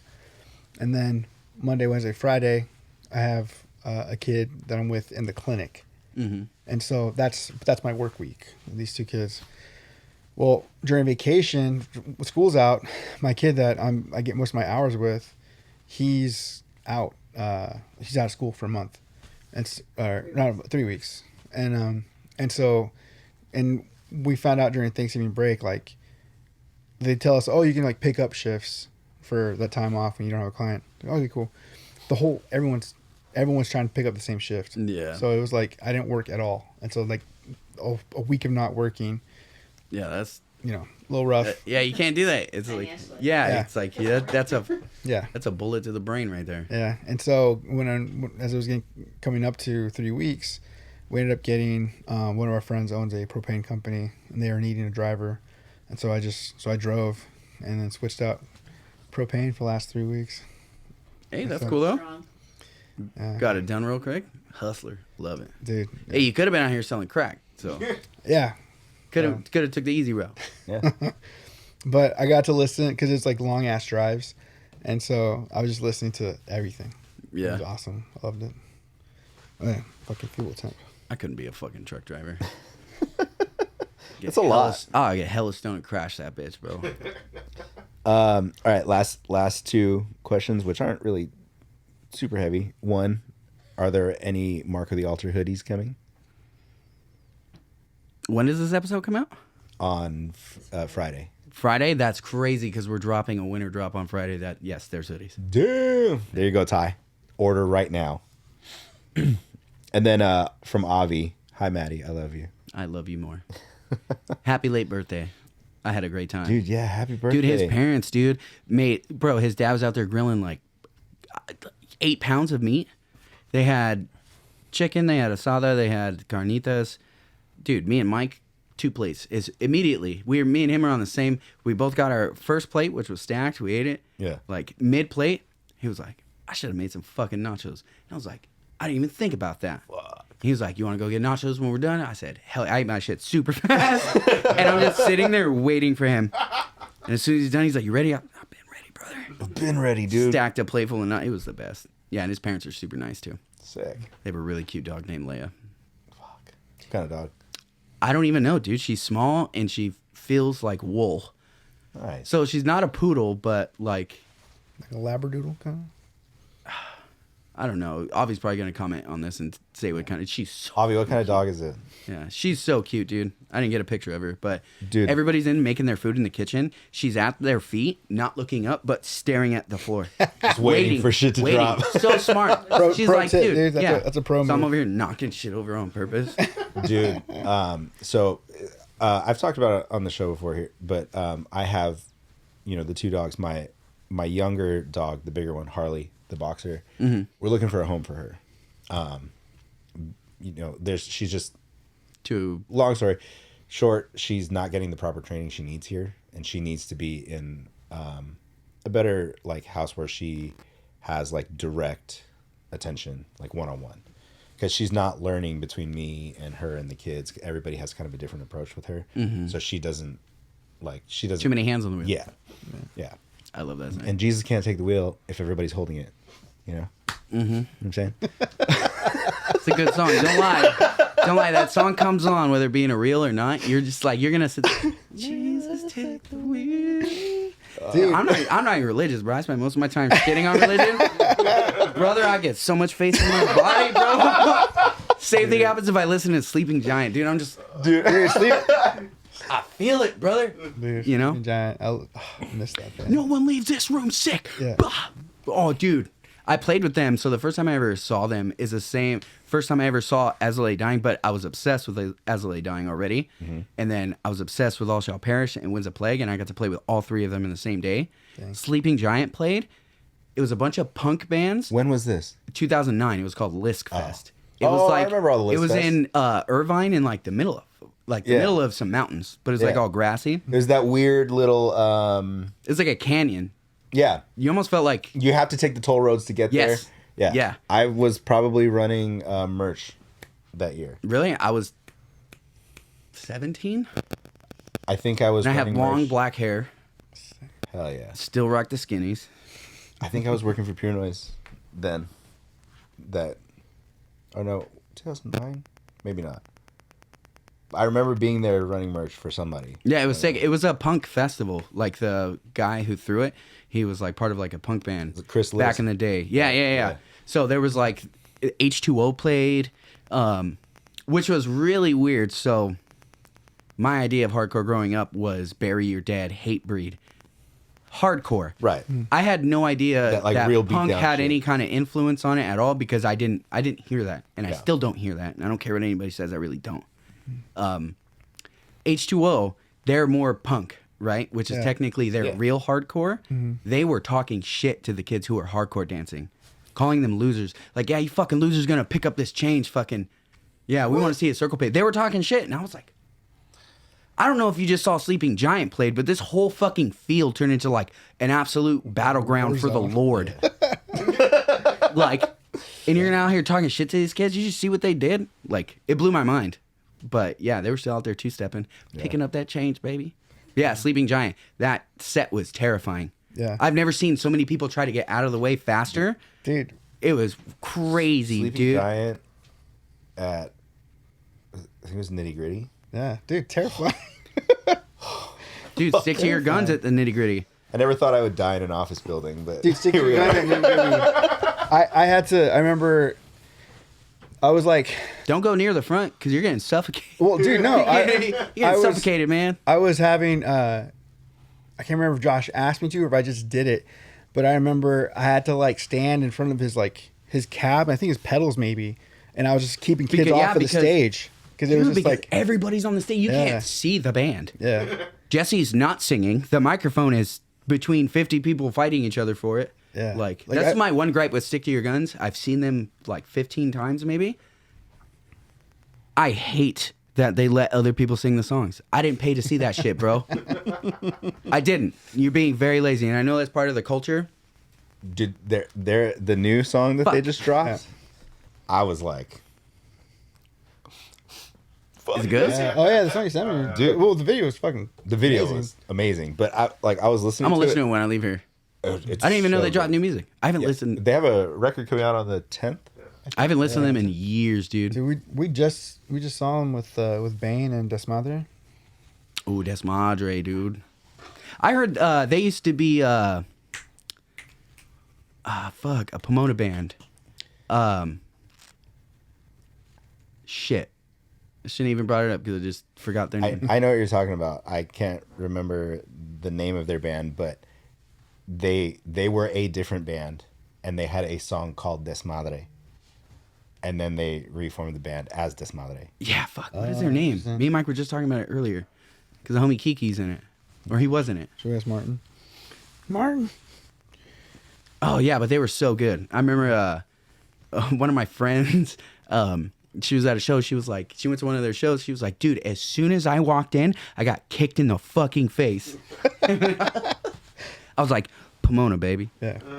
Dude, Pomona house shows used to be the best. The Cholos out there. Frostbite. Yeah. Killer hardcore band, dude. Yeah, they were good. Pomona shows, house shows back in the day, they'd be like little fests. 10 bands, bunch of cholos out there dancing. Yeah. Roundhouse kicking people, Dude, bro. wildest thing. Culture shock. You're like, Yeah.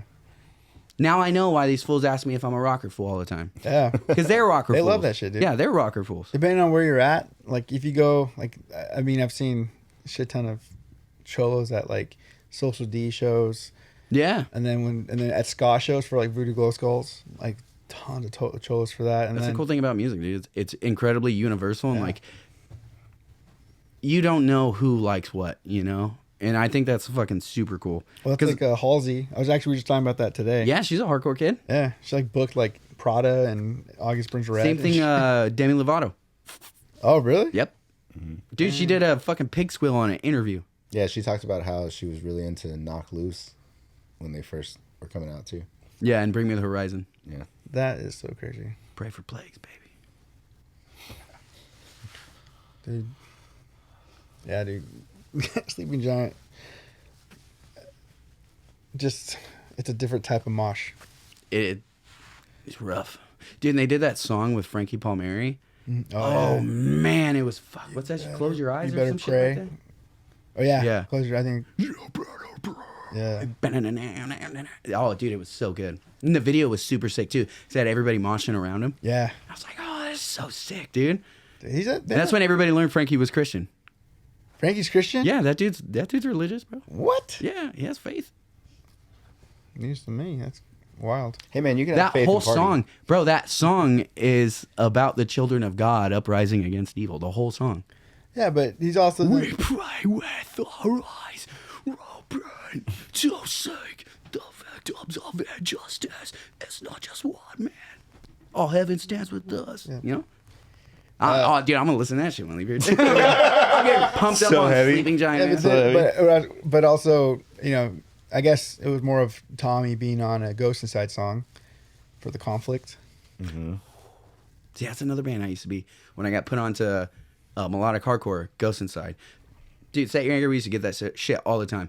You guys sound like a ghost inside. Yeah. You guys sound like a ghost inside. I'm just like, it doesn't do what you think it does for me. You know, you saying I sound like I'm copying somebody, Cool. bro. It's cool, man. Thanks. Just like, stop. The same thing with 100th. And it's because me and the singer are both white with big ass foreheads. Dude, And both of our names are Johnson. So like, oh, you look like him. Oh, you kind of sound like him. what's the wildest comparison someone's ever given you?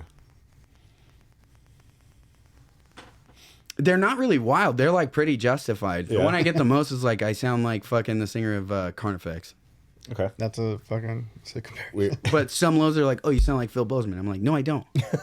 I'm trying to, but I don't. I would love to sound like Thanks. Phil. Yeah. But they're not like overly justified. Dude, I don't get a lot of comments on my vocals, to be like completely honest. the weirdest one I got, which I guess like it's not too far out of the realm of possibility, but we finished playing, I think in either NorCal or like Portland or whatever, somewhere up north, and this was when like I started the tour off with basically swine flu, and I would just play the shows and go to the van and sleep because I was like fucking wrecked. And so because of that, my screaming voice was like way lower than it normally is. And these kids were like, "Do we listen to the record? You sound totally different, man. You sound like For the Fallen Dreams." And I was like, Oh, dude. "All right, I'll take it. I'll take it." You're like, I'm dying. But Yeah. Yeah, my voice is way lower, but I'll take that. that's another good fucking melodic, like hardcore-ish band, because I know they're metalcore, but dude, again, the singing, and his voice has like a bunch of texture to it, so you could feel it, you know? Wait, were you a Chad fan or a Dylan fan? Both. Yeah. But to be honest, I never knew Chad was their original vocalist. I loved Legend. Legend was It took so me good. years to figure out Yeah. that he was their original vocalist, and I was like, oh shit, okay. And then that's when I was hella late to changes. Very late to changes. Have you listened to their last record? Mm-mm. It's musically still fucking rips. Yeah. But it's like arena. He made some choices vocally, like with the singing and the rapping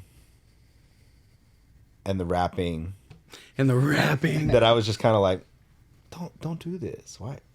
Dude. But- I saw Chad literally punch a dude across the room. Yeah. Yeah. Dude, when I first met Nick Arthur of Molotov Solution, I went to see them at Metal Fest 5, and he was moshing with all of us. He punched the fuck out of this dude, broke his nose, broke his glasses, and we just all laughed. We were all just like, the dude was being like a dick to somebody. He was like pushing on a girl or some shit like that. He was being like one of those like push moshers, but he was like pushing like this girl. Yeah. Nick was like, and that was that. Like, it. didn't see that dude the rest of the night, but we all laughed it off. We were just having a great... dude, Suffocate played. Goliath played. Dude, it was... As Blood Runs Black played, but it was right after they released... I think it's called Legacy? Yeah. That blue album? Yeah. I watched like 30 seconds, it turned out. I was like, oh, no. Yeah. I tried to give that new guy a chance. I really did. But I just... The new vocalist? Yeah, but now when I go listen to that album, I'm like, this is fucking good. What was my problem? It's changed, man. You don't want to accept it. You don't want to know? accept it, especially with like a vocalist in a band. That's you me get with so Ignite, dude. Especially a band that I just grew up listening to, you know? Yeah, It's like one of the fuck. first deathcore bands I got a hold of, yeah. you know? I don't like change.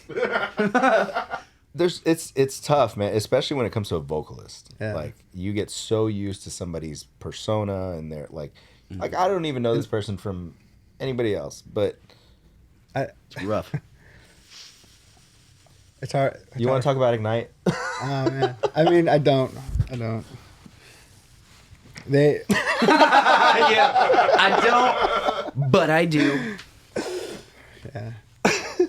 I can't. I feel like we've talked about this on the podcast, We but have. like, yeah, I went to go see their like the last show with their old vocalist, and I think it was like their last show in Riverside, and so I went and talked to their bass player, and I was just kind of like, "Are you guys really like breaking up?" And he's like, "No." He's like, "But Zoli is a singer for Ignite." He's like, "He's done. He's gonna be out," which was like devastating for me because he's like a huge influence on why I sing the way I sing in hardcore, like, you know. And Like so a hero. yeah, and so but then also hearing that, he's like, yeah, we're gonna keep going, we're gonna just try to find another singer. So I was just like, well, I had Daniel record 3 songs for me, 3 Ignite songs, and so I was gonna record them and then record them live so they can hear that what I sound like recorded and then what it would sound like if I was going, you know. Yeah. And so I was getting ready for this. I think I had already called Kelly about setting up a time to record, and then like COVID happened, the world shut down, and so just kind of like forgot about it. Damn. And then after we coming back from the pandemic, they got a new vocalist. Yeah, they didn't forget. Yeah, I was like, fuck. That sucks, dude. It's another reason why you fake virus. I know. Dude, I didn't get it because I didn't believe hard enough. I got it, and I was sick for a day and a half. Yeah. Like dead serious. I was sick for a day and a half, and that was it. That's actually- why you need to smoke. You need to smoke. I'm dead serious. Like they had like this huge like theory like because a lot of patients they were getting, they were like, oh, like we're getting smokers, but they're way less affected. And I was like, oh, nicotine. Yeah. Nicotine, and then they started testing it, and nicotine will help your body against that. For whatever, I'm not a fucking scientist, but I was like, I smoke a lot of nicotine, so I guess I'm good. Actually, I remember my shop, and apparently the police department and the fire department, but we all got. I remember getting super sick in 2019, like early December, like right after Thanksgiving, or maybe during Thanksgiving. I remember just being like super fucking sick. And then like then later we started hearing like what COVID was, and we're all like, I think we all had that. I think our whole shop got it, but I mean we survived it. Yeah. Did you get the vaccine? Yeah, me neither. I did because of work. I work in healthcare. Well, and also because it's to go visit your family and then to Yeah. find out. Yeah, I usually don't get vaccinations, and I had a trip planned to see my family like right around this time. You know, I hadn't seen my dad in like a year or something like that. Mm-hmm. So through work and everything, they're like, cool, these vaccinations are coming out. We want everybody to get them, you know, whatever. And then I was like, oh, so if I do this, I can travel. And they're like, yeah, you're going to need it to be able to travel and to do all this stuff. And I'm like, okay, whatever.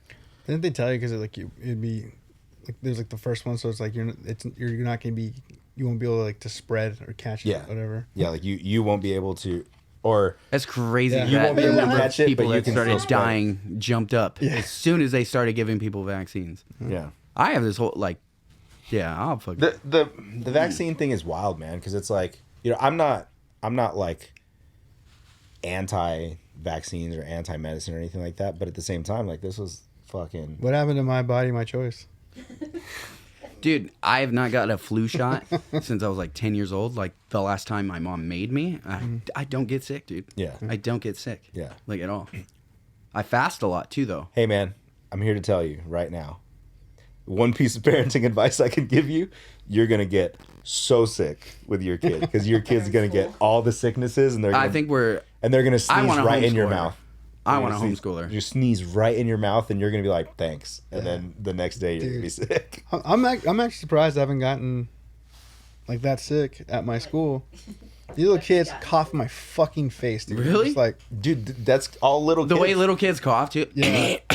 Yeah. Dude, just all They're like, exaggerated. can, They have. can you read this for me? I'm like, yeah, sure. And like, give me the book. Dog, I had like a Their a- CIA plan. Yeah.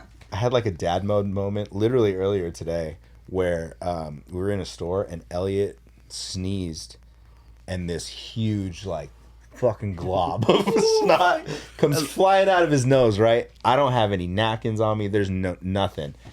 Only choice I had was just to fucking catch that shit and then go find a I bathroom. thought you were gonna say it. And then I grabbed him by his little shirt, and then I used his own little shirt to clean his face. So I got most of the snot in my fist, and then I used his shirt to get the last little bit off, and then we went searching for a bathroom. Dude, I remember my mom making me like blow into my shirt once. Yeah. But it was like just one of those immediate like, fuck, what do I do? God. Yeah, that's And one now thing I'm I'm gonna like- have to get over is the snot thing. I'm pretty squeamish. I'm- Anytime a little kid comes up and they got something, Dude, fuck, dude, I'm trying so hard to get away, man. I'll just little kids and boogers, little kids and vomit, and little kids and shit. Like those three things. Like I don't know why I feel like I handle shit better than the snot, dude. Not I me, don't dude. know why. Dude. Not me. when you're I was like, everybody shits, bro, but like, when blow your you own nose. I really don't know how to That's where I draw explain the this, but from what I understand, when they're brand newborns, their shit is just like black tar, Oh yeah. and you just kind of have to deal with it until they start shitting normal. That's So be a- prepared. Yeah, get ready. Poop man. Dude. Just They gonna. don't really have solid turds when they're babies. Oh, no. Like runny. Yeah, yeah. I'll be all right. Have you seen? Dude, have you if my seen that brother can do video? it, anyone can do it. There's a video of that British guy, and he's trying to change his like daughter's diaper. He's like this. And he's this the whole time he's just fucking dry. I hate to say it, it might be me. It's yeah. I man. don't think so, but never say never. Yeah. 'Cause sometimes I go to wipe my own ass and I'm like, Dude, you never been there, man? You just like that no, came out of me, man. I was just thinking. like, dude, am I dying? have you ever wiped and it's just been like, oh, that achieved nothing. That was just. It's like wiping a real- fucking Sharpie, bro. It just won't stop. Like the only option you have in that point, just get in the shower, man. Just get in the shower, dude. Just get in the shower, It's not gonna work if you're like at a house party. dude. Unless you're comfortable, you know the parents or something, and you just lock the door and hop in the shower real quick. Dog, we were at Birdcage the other night for the show, and I bounced a little early because I had to take a shit, and I was close enough to home that I could just shit in peace at my house. You told me you had to take a piss. Well, I had to do that too, but I was going home to shit. Hey, Man. so he wasn't wrong. Yeah, He just only gave you partial information. yeah. Dude, I've blown up several venues. I don't care. I don't give a fuck. Hey, bro, there is. Talk to me when you shit at Chain. I've shit chain. There's in the outdoor one. Yeah, dude. There's been shit at times, both dude, of you them. just got to shit outside, man. It's like on tour. Tell me I'm wrong. Dude, I mean, I have shit outside on tour, like straight up. There's nowhere to gear in the middle of nowhere. Watch my back, brother. We've always lucked out on that. I You remember ever drove through Wyoming? There's nothing for like ever. you never shit outside. No, not on tour. Because we always had. Bucket list. Write it down. No, I mean, I've done the whole like on a tour bus where you're not supposed to flush. I've done the whole like I kept bags on Like you purpose shit for in the that. bag Shit in the and- bag yeah. and then you toss it later. Done that. No, I'm talking about primal. Feet on the ground, brother. You feel the grass beneath I your don't, feet. I don't know if they'd want this information out, but a band that we all know, they like did the bucket thing. They had like water in a bucket and they just Water? Why water? Was the So, bus well, just no, fucking but, like, rancid? it's easy to get Like rid of. cat litter or some shit in there that like absorbs.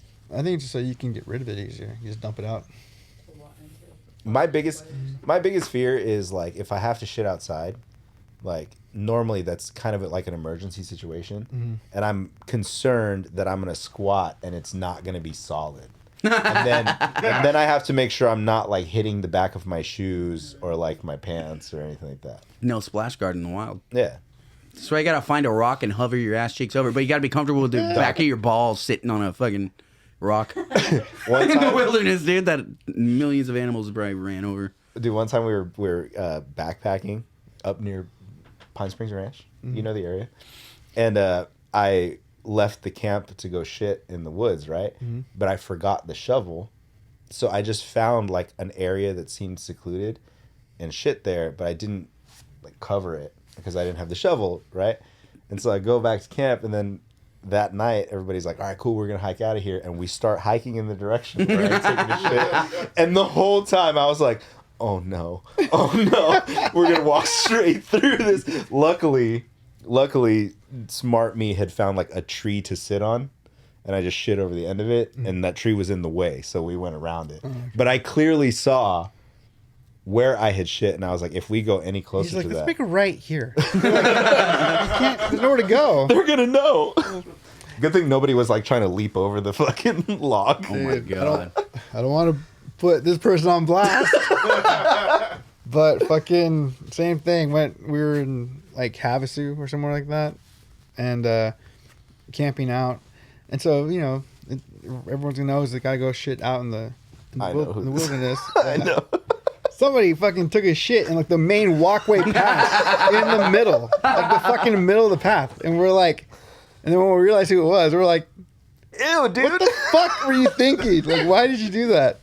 He's like, I didn't realize like that was the one. We're like, He tried to find no cover at all. He's like, this is the perfect spot. This is it. I feel safe it. on this walkway. dude. How do we get here, dude? It always does this. Oh, baby poop. That's how. Oh, yeah. Baby poop. That's Yeah, I feel like I used to never get sick until Elliot started kindergarten, and now I'm just always Always a sick. little bit of sniffles or whatever. Kids, man, they're gonna get you. Well, someone she got sick and then she gave it to You me. probably brought it home from school, made me sick. like they're blaming each other. Look at You know that. how it goes. No, It's you your did it. fault. No, you did it. What I makes get it sick often. what makes it a stronger argument is that she's knitting Crochet. while Yeah. she tells him. Right? You're just gonna trust everything she Yeah. says. Yeah, You're just like, yo, you can knit and talk. What the Yeah. fuck? Dude, like without losing a fucking. Yeah. driving on the way here, she's like, There's no. What if you get in a car I accident? wasn't driving, he was driving. Oh, did you ever watch Idle Hands? And he's like, Yeah. yo, I gotta knit. Find something. He starts knitting and he stabs that cop in the fucking ear. That's immediately what I thought of right now when I looked at that stick. Because he that's- said driving. I was like, that was dangerous. the offspring of I that did movie. do that. I feel like that's the movie where we all fell in love with Jessica Alba. Yeah. Yeah, pretty far. I think for me it was Fantastic. Would be. Makes sense. Yeah, it's a good movie. It's a good movie. Let's jump into this mental health check now that we've talked about shit. Oh yeah. Poop. I don't even remember what I used to say. Mental health checks. We're like checking weekly, see where we're at mentally. That way, if things are going well, what's going on in our life, and if things aren't going too well, then what's going on in our life and what's keeping us in a funk. Maddie, where you at? I'm doing pretty good for like the most part. I have life challenges and stuff, but like feel good. I have a lot to look forward to. Like, It's exciting, man. yeah, it is. Yeah. And it's on like multiple fronts too, like with my family, with the band. It's just like good things happening. There's other bad things happening, but that's all temporary. So it's like you got to separate that kind of stuff. So I would say overall, I'm doing pretty fucking great. Awesome. And I like that you, to put it in perspective of like the bad is like temporary because it is like Just like the good's temporary. yeah. You know, it's gonna come in waves. It's temporary. Like you'll be over it. You know, like I'm a big proponent on like not arguing. Like I want to think about it. You know, because Yeah. if you ask me in the heat of the moment, I'm gonna say the craziest shit to you. Yeah, I'm just gonna hurt your feelings. Exactly. So it's the same thing. Like when you just gotta think about it, bro. Weigh the options. More than likely, if you're living here in America, like you're doing pretty fucking good. Yeah. There's something to be grateful for. Yeah. You know, you can pick something out. And the more you focus on the good things, the more those bad things kind of start to dwindle and fade away. Yeah. You know. But yeah, I'm doing good. Hell yeah. Sick. Where you at, Mike? It's been interesting.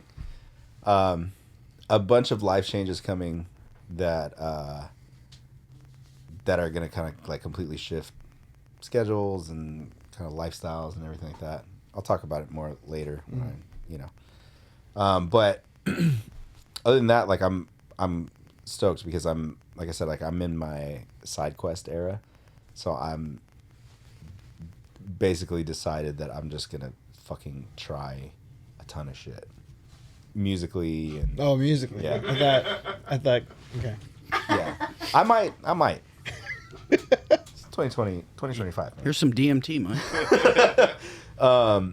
But yes, so I've been chilling, man. I've been like kind of like getting my head straight and kind of getting everything in order.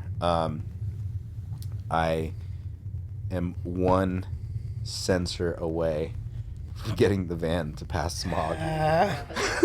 I've been, oh my God, it's been a fight and a mission, and I feel like I'm so close to being there. There's one little piece of the puzzle that needs to fall together, so hopefully that will fall this week. I've been driving it like religiously just because it needs to get the miles up, and it needs to basically reset all the computers like it's a daily driver. You got to rework those rickety bones. Yeah. You know? Yeah.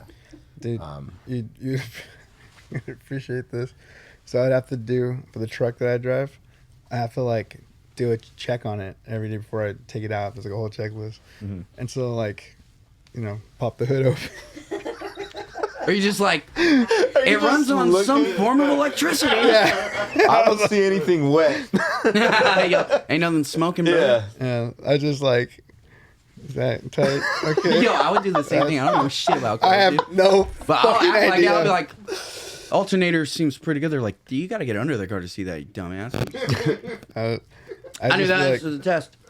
I was like, it looks the same as when I was here with my friend. He looked at it, and then I go to the other side. When you first started, they didn't even like walk you through that. Like, all right, here's the checklist. Here's the things you got to look at. I mean, they kind of ran through it. Like, just Did make you- sure that this and this. Did and you the zone oil. out when they were explaining it? Yeah, He's got that. We're the same person. dude. I mean, exactly. Except for me, it's meow, meow, meow, meow. I was, it was just kind of like, I was making sure that like if he was doing something that like I was like, how do you do that? But the only thing he really did was just like, check the oil. I was like, okay, I know how to do that. I can take the thing out and look. I know what a dipstick is. Yeah. But then even with that, I was just like, is that enough oil? Is that the right round? Like, is that the right amount? Do you taste it? Does it taste Tastes like different? cinnamon. Yeah. Oh my god. So anyway, I thought you would kick you that. 'Cause there's like, really I funny. just assumed there's a camera. And so I like opened it up. And like, You gotta do your due diligence, man. You know, like if you really read like the dipstick for the oil, it tells you like if it's hot, it should be here. If it's cold, it should be here. oh, really? Yeah. I mean, I don't know. That's why you wipe the tip off before you. Is that what you do? Yeah. Is that what you're supposed to do? I've been doing it wrong. Take it out. You wipe the tip off, and then you put it back in. I thought you just.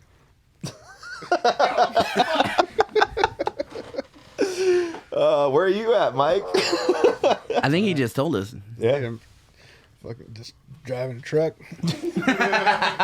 With that hat or what? with this hat, dude. Making my Tell you about coolie, propane. Driving propane around. I've been good, man, because I feel like, well, aside from being sick, but I think just working, and then I just when I talked about like my drives to work, I get to listen to like a bunch of shit, and I get to like that's when I get to like sing in my car.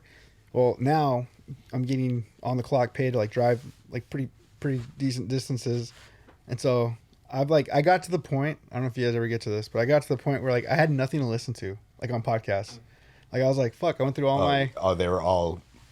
all the things, and just started listening to just like random shit that looked semi interesting. I just put it on and I'd listen. But anyway, so that stuff like for me like keeps me in a good place, and yeah, it was a good month, I guess. Heck yeah. So Sick. yeah. I was thinking about like, The dipstick or what? I just, just how like not. I was like, I literally, as he was explaining this to me, I was like, dude, Martin and Mike would be laughing their asses off if they were like, what did he say? Like if I had to repeat it or something, or like, I'd have no idea like what would. Like, it sounds the same as it did the other day. Oh man. It starts shaking. Like just. Yeah. Oh, dude, I had to fill the, what is it, the DEF? Oh, deaf? Yeah, because it's diesel. And so, which one I'd never had to pump anything with diesel. Mm-hmm. So that was fun. And then So you just put regular gas in. I didn't realize not all gas stations carry diesel. I just assumed they all Did did. you pull up to an Arco? I pulled up to a fucking Shell. And then They don't have diesel? They had no diesel. maybe it just depends on the shell. Normally shell does. Yeah, this one didn't. I remember I had to like go to 2 different ones before I found like, diesel, and then when like it said like the DEF was like low, and shit, I had to like go on YouTube. I was like, what the fuck is that? Yeah. Oh, thank God, I could just. That's how I handle everything. Yeah. YouTube, dude. There's a YouTube video for everything. Dude, I was looking up. Actually, she knows. I was looking up YouTube videos on like how to like back up like a truck that you can't because there's no Review mirror. like yeah or TV or backup camera or whatever. Yeah. So I'm like having to like look at my fucking mirrors. I'm just like, Oh, weird. but dude, in a truck, like it felt easier in a van with a trailer because like I don't know, it's so long that you can kind of still Yeah, see yeah. the end of it. But with this, it's like such a weird because it's not like a full semi. It's just like it's a box It's truck. a box truck, yeah. And so I was just like, am I fucking? Does it at least have like the little mini? It does have the mini mirror. So yeah, so I was able to. I got. He was laying down. It was like the night before he was having to go drive it all day. He was supposed to back it up. So he was like, I thought he'd gone to bed, and I go in there and he's like watching videos. Man of his craft. Practice in the yard though. Like tips on how to like. Yeah, hey, that's dedication right there. Yeah. I was like, I'm proud of you, man. You end up backing it up like flawlessly. I did not flawlessly, but I did have a few hairy moments. One of them, I went into the driveway, this tiny ass driveway, and as soon as I get in there, I'm like, holy shit, how am I gonna get out? And I was like, the only way out is like the way I came in. And there's like cars now that have like taken up some of the space. So I'm like, fuck.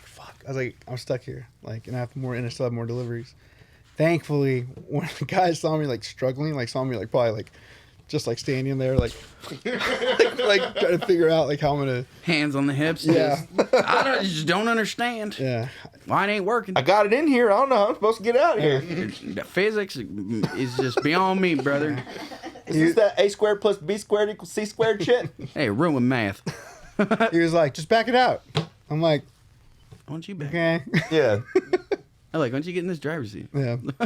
But he actually helped me and like Guided you and stuff. yeah. Yeah, that's I was nice. able to get That's out. cool. And then of course when I talked to my buddy who owns the company, he's like, oh yeah, don't park back there. Oh, He's like, just take it to the front. I was like, that'd be nice to know. yeah. And But- tell about when you were singing with the camera in the truck. Oh fuck. They caught you or what? Dude, so They're just watching it live, just like, ooh. dude, no, so It's fucking carpool karaoke, dude. fucking yeah, I'm driving. Like I said, the sound is like it's good. I don't know if it's sound system in my car right now. So like hearing that, I was like, fuck yeah. So I'm like singing along, So what? dude. Fucking, Was it Katy Perry? It was wicked, wasn't it? it's wicked, dude. I was singing along, dude. I was I'm shook. there with her. I was singing there with. Not that I sing well, but I'm just going for it. And then I kind Is of this look. the song?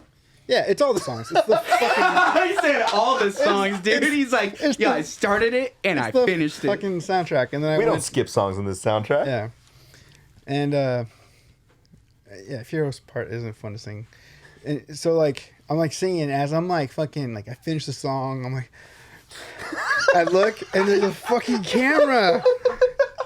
There's a camera in like where the rear view mirror supposed to be, and so I'm just like, How dare you watch me in my private moments? no fucking way. That's fucking I was, dude. The rest Oh of the my drive, god! I was. Can you Just, please ask Were you them for that embarrassed? footage? Can you just ask them for that footage? so the next day, It's getting good. It's unfolding, dude. one of the other guys that is there, he comes with me to do the deliveries because we're doing a different route and we're dropping off heavier things, and so I'm like, this camera. He's like, oh, this shit doesn't work. He's like, yeah, see how like the bottom there? That's the plug-in for it. It's broken. The camera hasn't worked in like since we got it. I was like, thank God. You could have had cabin confessions going on. Dude. Dude, it would have been like it's one thing to be singing embarrassing shit, whatever.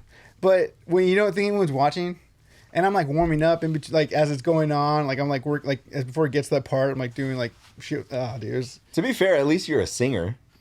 It would have been way worse if it's somebody who's just like, we all know those videos, dude. Yeah. Like people videoing concerts, but they're singing along. All you dude, hear I is hate posted that. this? Yeah. You posted this shit, bro? Proud of this? Yeah, that's correct. I mean, good for you. Or sorry that happened.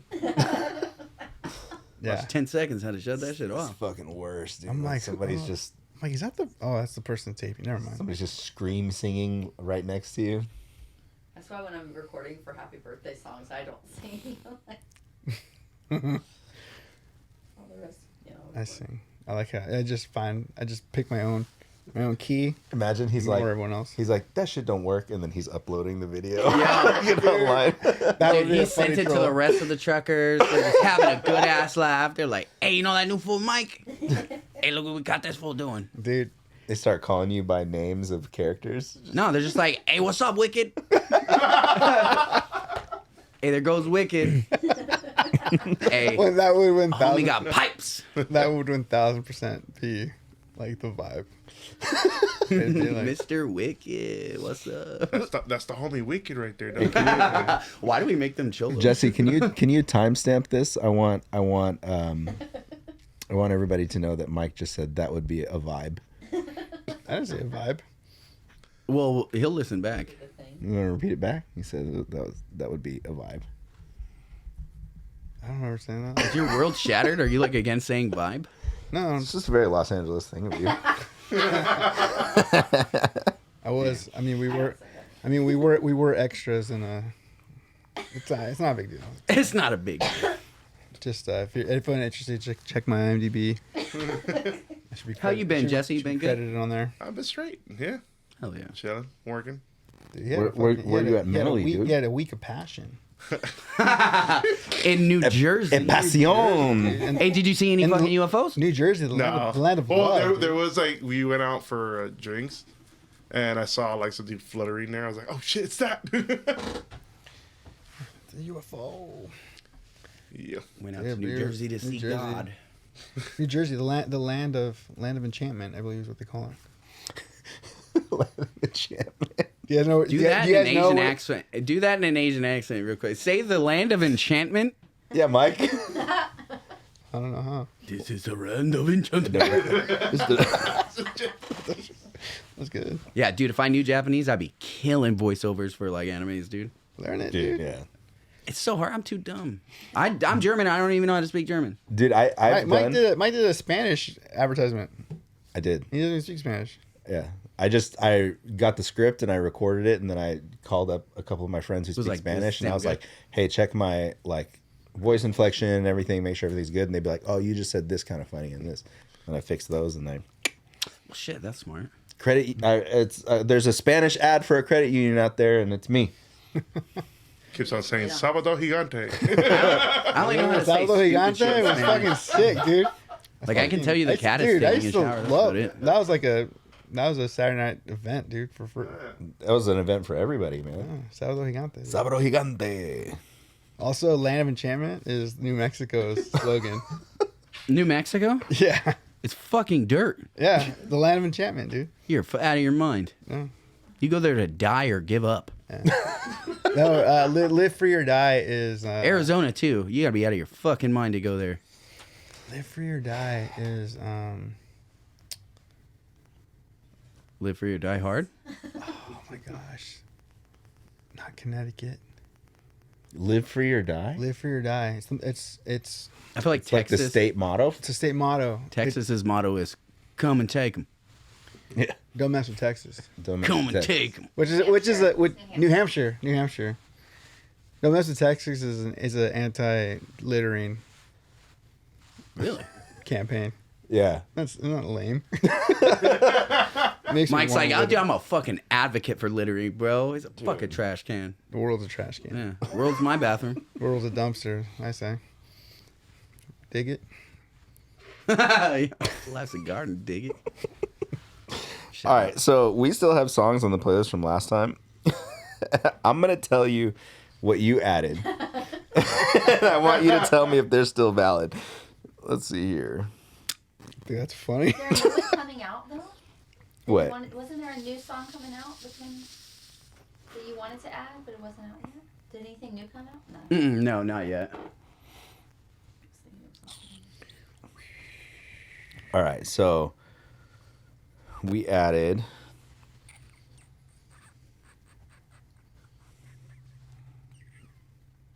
A Wolverine pop is super hard. Dude, thank you, Jesse. You added "State of Depravity" Selfishly. for the Mark of the Altar song, and then Big L, The Enemy. Yep. Cool. Yep. And then I think you did a. There's a Whiplash from Architects. No, that was me. I added Whiplash, and then you added, I think, Crazy Story Part 3, King Von, Yeah. as a. Yeah. Okay. Yeah. All right. Well, so they still count. Yeah. Alive and Well, Rise Against is my pick. Yep. Yep. Who added Redeemer on here? Was that Jesse? Yeah. Yeah, Yethy. Oh, yes. If you guys haven't yet, subscribe to this Walking Blind playlist on Spotify. The link to the playlist is actually on our bio on Instagram. It's the most. It's all over the Unhinged. place. It's all over the place, but it's awesome. We have some weird. There's some weird, really pulls in cool here. stuff on there. Some weird stuff too. Some odd ads. What's the weirdest ad you guys like? Like a song somebody has ran, like just the most oddest pick somebody is like one of the guests have picked. Did I put Volcano Man on here? What the Pretty fuck sure. is that? Volcano Man from Volcano Man from Eurotrip. Eurovision. Eurovision. Oh, dude, that's a good. Oh man, I've only watched that movie once. I remember the ending song. My girlfriend at the time, I woke her up, and I was like, "Yo, Yo, listen to rewound it. I this was shit. Like, listen to this shit, dude." Yeah. I was kind of lit, so I was like teary. I was like, "This is beautiful." Yeah, dude. Like, I'm waking her up, shaking. She's like, "What the fuck is wrong with you?" Hometown song. The opening song of that movie is Volcano Man, where you just see Will Ferrell. It's just on his teeth. I love that dude.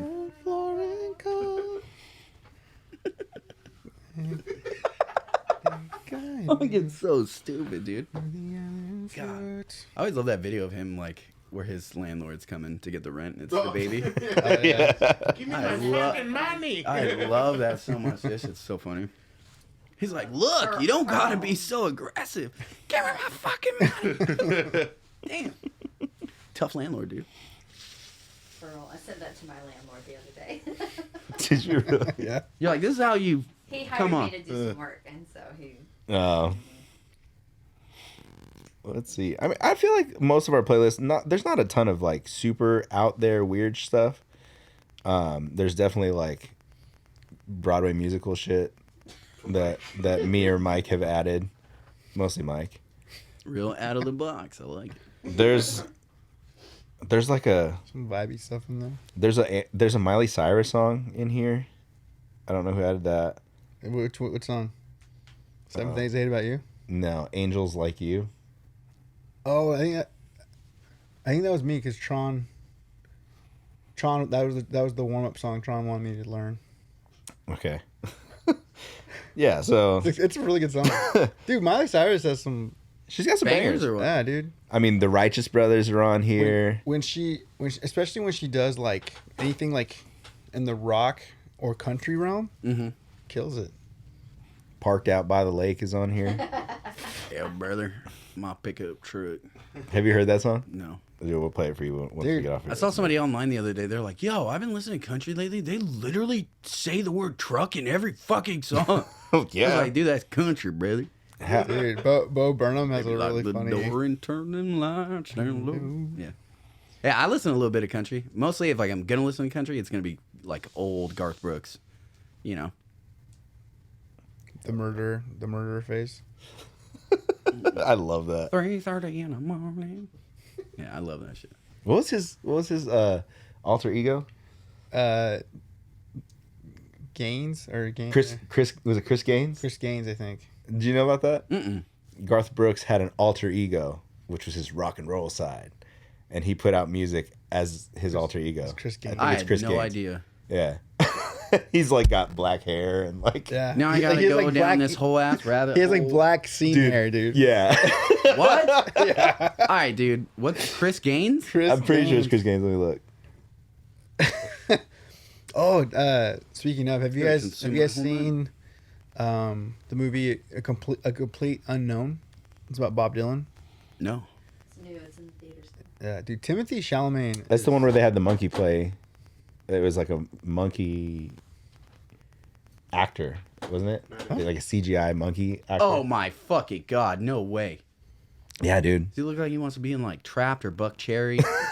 Buck Cherry for sure. meant Buck to be so so cold. Dude, Oh, is that Crossfade? Cherries. Dude, Jesse's favorite song of all time. What I really meant to It's my favorite band of all time. Sorry for the way. Yeah, ma. And then the one guy that does nothing else just comes in with the fucking sick ass lineup. Yeah, he vibes with it, dude. Dude, He listens to that shit every night before bed. that's what gets me up in the morning, dude. Wait, what are you talking about, Monkey Face? There's a movie coming out Monkey Man. that's about no.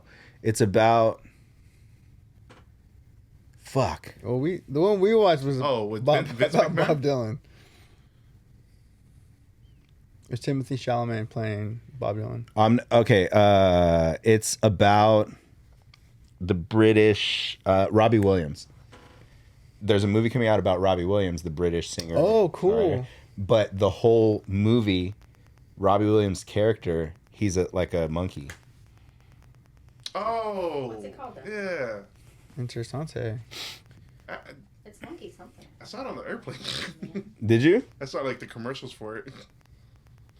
Do we know? I think it's called Better Man. Yeah. Alright. Yeah, look.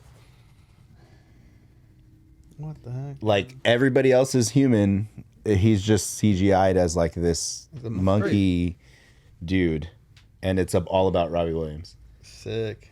I'm gonna see that. I have like a weird thing for like British shit. Me too. Dude, Peaky Blinders? Yeah. Oh, Cillian Murphy? man. I mean, he's not British, but I think he's Irish or Scottish. He's It's, Irish. Yeah. Did I convince you to watch that show? Probably. So good. I've rewatched it like, I don't even know how many times. We- It's so good. I feel like when I started it, I think she. I started it, but I haven't. Yeah, it was Yeah. a long time ago. Peaky fucking Blinders. Yeah, sure. it's going to continue after the movie too. The Yeah. director said. After Yeah, the after the movie, sick. Continuing with the show. Really? Yeah. So, I'm like- Dude. I think without Killian though. Oh, so like Cillian Murphy's not going to be in it. Yeah, I think he's not gonna be in it. I think it's gonna be like a different side. I'm still going to give it a chance because it was really good. Yeah, he it was didn't. well He wasn't written. in every episode. You know. Right. Yeah. There's a lot Yeah. about that There's- show that's separate from him that makes it great. There's a lot of really strong storytelling in that show, and you give Dude, a the shit Black about Hand, it. that whole season, dude. My favorite season. Yeah. You're lucky that I didn't come to kill you. Dude. And he starts putting the bullets on him. I was just like, check your coat. What? Dude, it's so fucking wild, like how they showed like, oh yeah, these dudes that went to war and came back with fucking PTSD. Yeah. They'll figure it out. yeah. So these dudes are like fucking fighting for their lives. Yeah, they must They'll have figure it out. joined razor gangs and had to Yeah. make money, dude. That or that guy that he got from the asylum, the sniper. Oh, that was kind of fucking sad because he knew what he was doing with it. Yeah. And that was his friend, you know? Yeah. But when you're running a business, no, I'm just kidding. Hey man. That last season was fucking wild. That show was so like intense, or like I never felt comfortable watching it. Yeah, 'cause Yeah. you don't know what the fuck is going to happen. Yeah. It's like a Last of Us, dude. It's a cool little story, like a history lesson too. Like, it probably put a lot of people on, like, oh, cocaine was around in the 20s. Dude. Heroin was a big thing in the 20s. Yeah. You know, they had a lot of stuff that, like, we're still doing, you know? That's why I like history. It's anything about, like, back in the day, it's good. Because, like, you can absolutely, you know, like, I just learned, like, a week ago that there was a smart car in the 1930s. It was all electric, but it was marketed towards women. Because they can't drive. Well, because the crank cars were too hard. Whoa. It was too much. for them. Whoa. So they marketed it towards women. I had no idea. I didn't know that. I'm thinking electric cars are a new thing. No, they've had them since cars like have been around. I think it's just because the batteries couldn't maintain. It got up to like 80 miles of travel Yeah. before you had to charge it. But they did have charging stations. That's Well, wild. Yeah, I went on this deep ass hole about it because I was shook. I was like, no fucking way. Tesla almost had fucking Wi-Fi for lights, basically. That's insane. Yeah. Like, It's not far fetched. I'm just not surprised anymore. man. You know, I still don't think. Tartaria.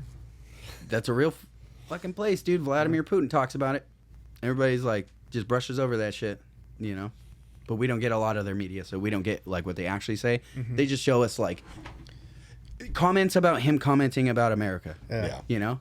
But one thing you do see is the comment he made about the American and Israel cabal about how they're fucking vampires and they feast on human flesh, and they've been doing it for hundreds of years. That came out of that dude's mouth.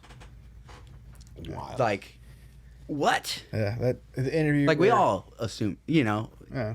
at least conspiracy theorists, like, you know, but to hear like an official person like a world leader. say that, like, Yeah. like Yeah, Crazy. hearing him finally like talk for reals and having like a real interpreter saying what he's really saying was so damning to the current administration, the one that hasn't left office yet, and he's like everything that they say about him, it's like completely. yeah. like He a even said, complete lie. I'm waiting. I'm not doing anything until he comes in, and then we'll talk. Yeah. Yeah, politics are fucking weird. It's weird. I try to say, but like you just get fed this, you know, and I Yeah. get fed both sides, and I just Yeah. It's to me. It's all same team yeah, at the top. like you it's all said, same two team. wings of the same eagle, you know, Yeah. or two wings of the same fucking Evil ass bird. yeah. The politics shit, like, I mean, it's so frustrating because like you know that the government's fucking you, right? Yeah. But Well, dude, that's Yeah, you're willing to stick with it Yeah. because you hate this one person. yeah. You know, which, I mean, I get it, dude, because I'm a human, man. I experience hate and resentment for people. There's been a lot of times to where, like, I really dislike somebody, and I'm like, I'm a really positive person, but, like, if you go far enough, like, I would love to watch you just fail. Yeah. Because you're an awful person, you know? But with politics, it's like, your life's at stake. There's all this other stuff. Yeah. At stake. And it's like, though, and it's on both sides. Everybody's, like, so mind controlled. There's not really anybody who's, like, in the middle, really. Right. To where they're just like, hey, that's super dumb. That's hella dumb. Yeah. You know, like, all right, this is good. That's good. Yeah. There's not really anybody out there doing that. You know? And the even crazier part about it is that, like, you know, like I said, we know this shit's happening. We know, like, and then all the people that for years, you know, they've said, oh, that's fucking crazy. It's just conspiracy talk. And then all of a sudden, oh, they were right about this. They were right about But this. nobody They were cares right about anymore fucking- because yeah. we're so involved with this. Do you know and that everything there's else, been man. these fucking car-sized flying drones flying all over the fucking United States, and people are like, huh? And they just fucking go about their day. yeah. Yeah, it's crazy. That's insane. That's insane. It's And that- insane. For me, I've got a lot of opinions on this, but it's like the fact that we haven't been shooting them out of the sky yet. Yeah, exactly. Unreal. Why? They were like, hey, we don't know what they are, but there's nothing to worry about. Right. You're a liar, first of all. My mom used to tell me that shit all the time. Like, oh, there's nothing to worry about, but yeah, I don't know. What do you mean you don't know? But I'm fine. That's fucking crazy, dude. And you're seeing them all over. It's not even just in, like, Jersey. You know, they were spotting them in Temecula, Murrieta, San Diego, L.A. You know, it's like, it's everywhere. Yeah, the most recent one I saw was L.A. And it was huge. Shoot it the fuck down. It's fucking huge. Well, and I think I sent it.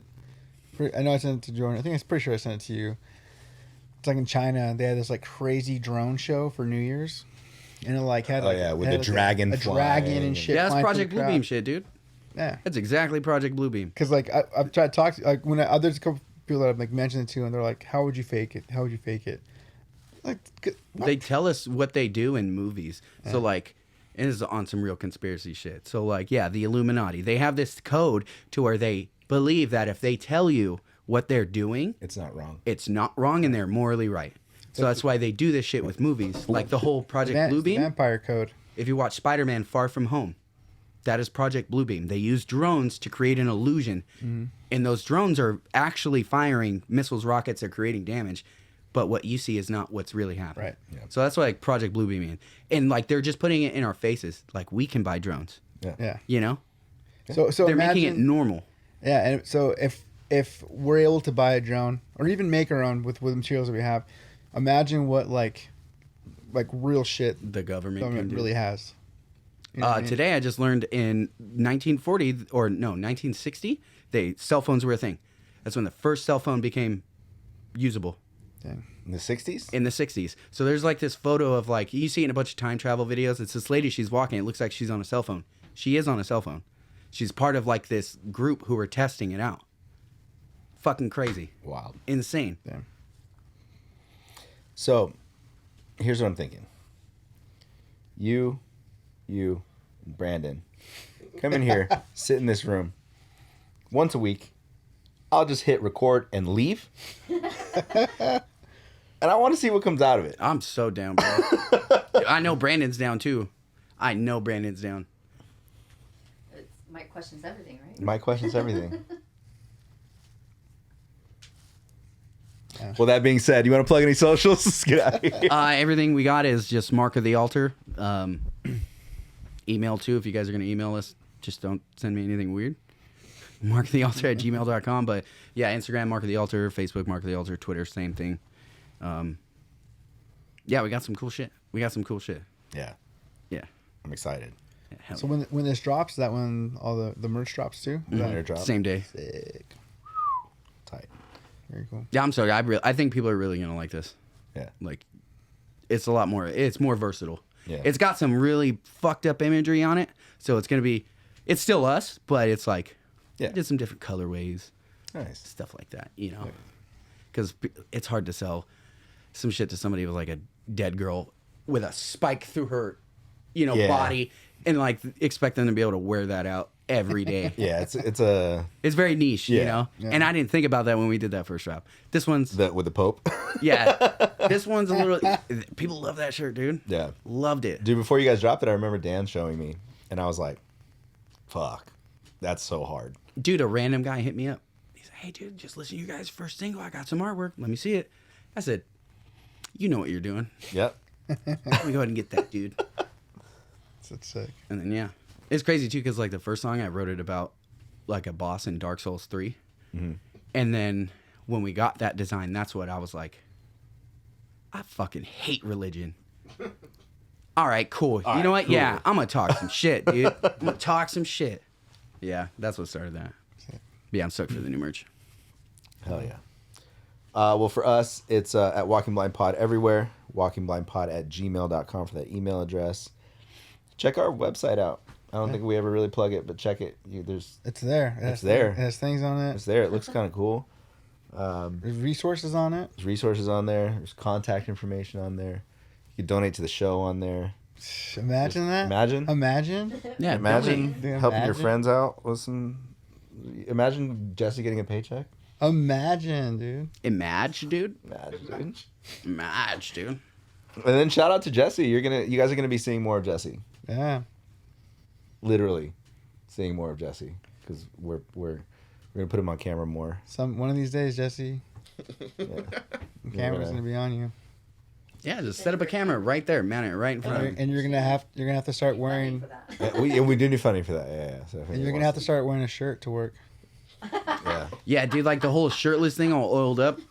Yeah. Like, I'm into it, but like if I had been a different guest, Yeah. When you guys hear that chair squeaking, it's actually his body rubbing across it. With the, dude, he's with in the nothing. oils. With his He's big in oil. nothing but high top Vans. With Diddy oil. Yeah. High top Vans and Diddy oil. Diddy oil. Dude. And it's just Johnson and Johnson. He just put a piece of tape and wrote Diddy on it. It's not the brand, it's the wear, baby.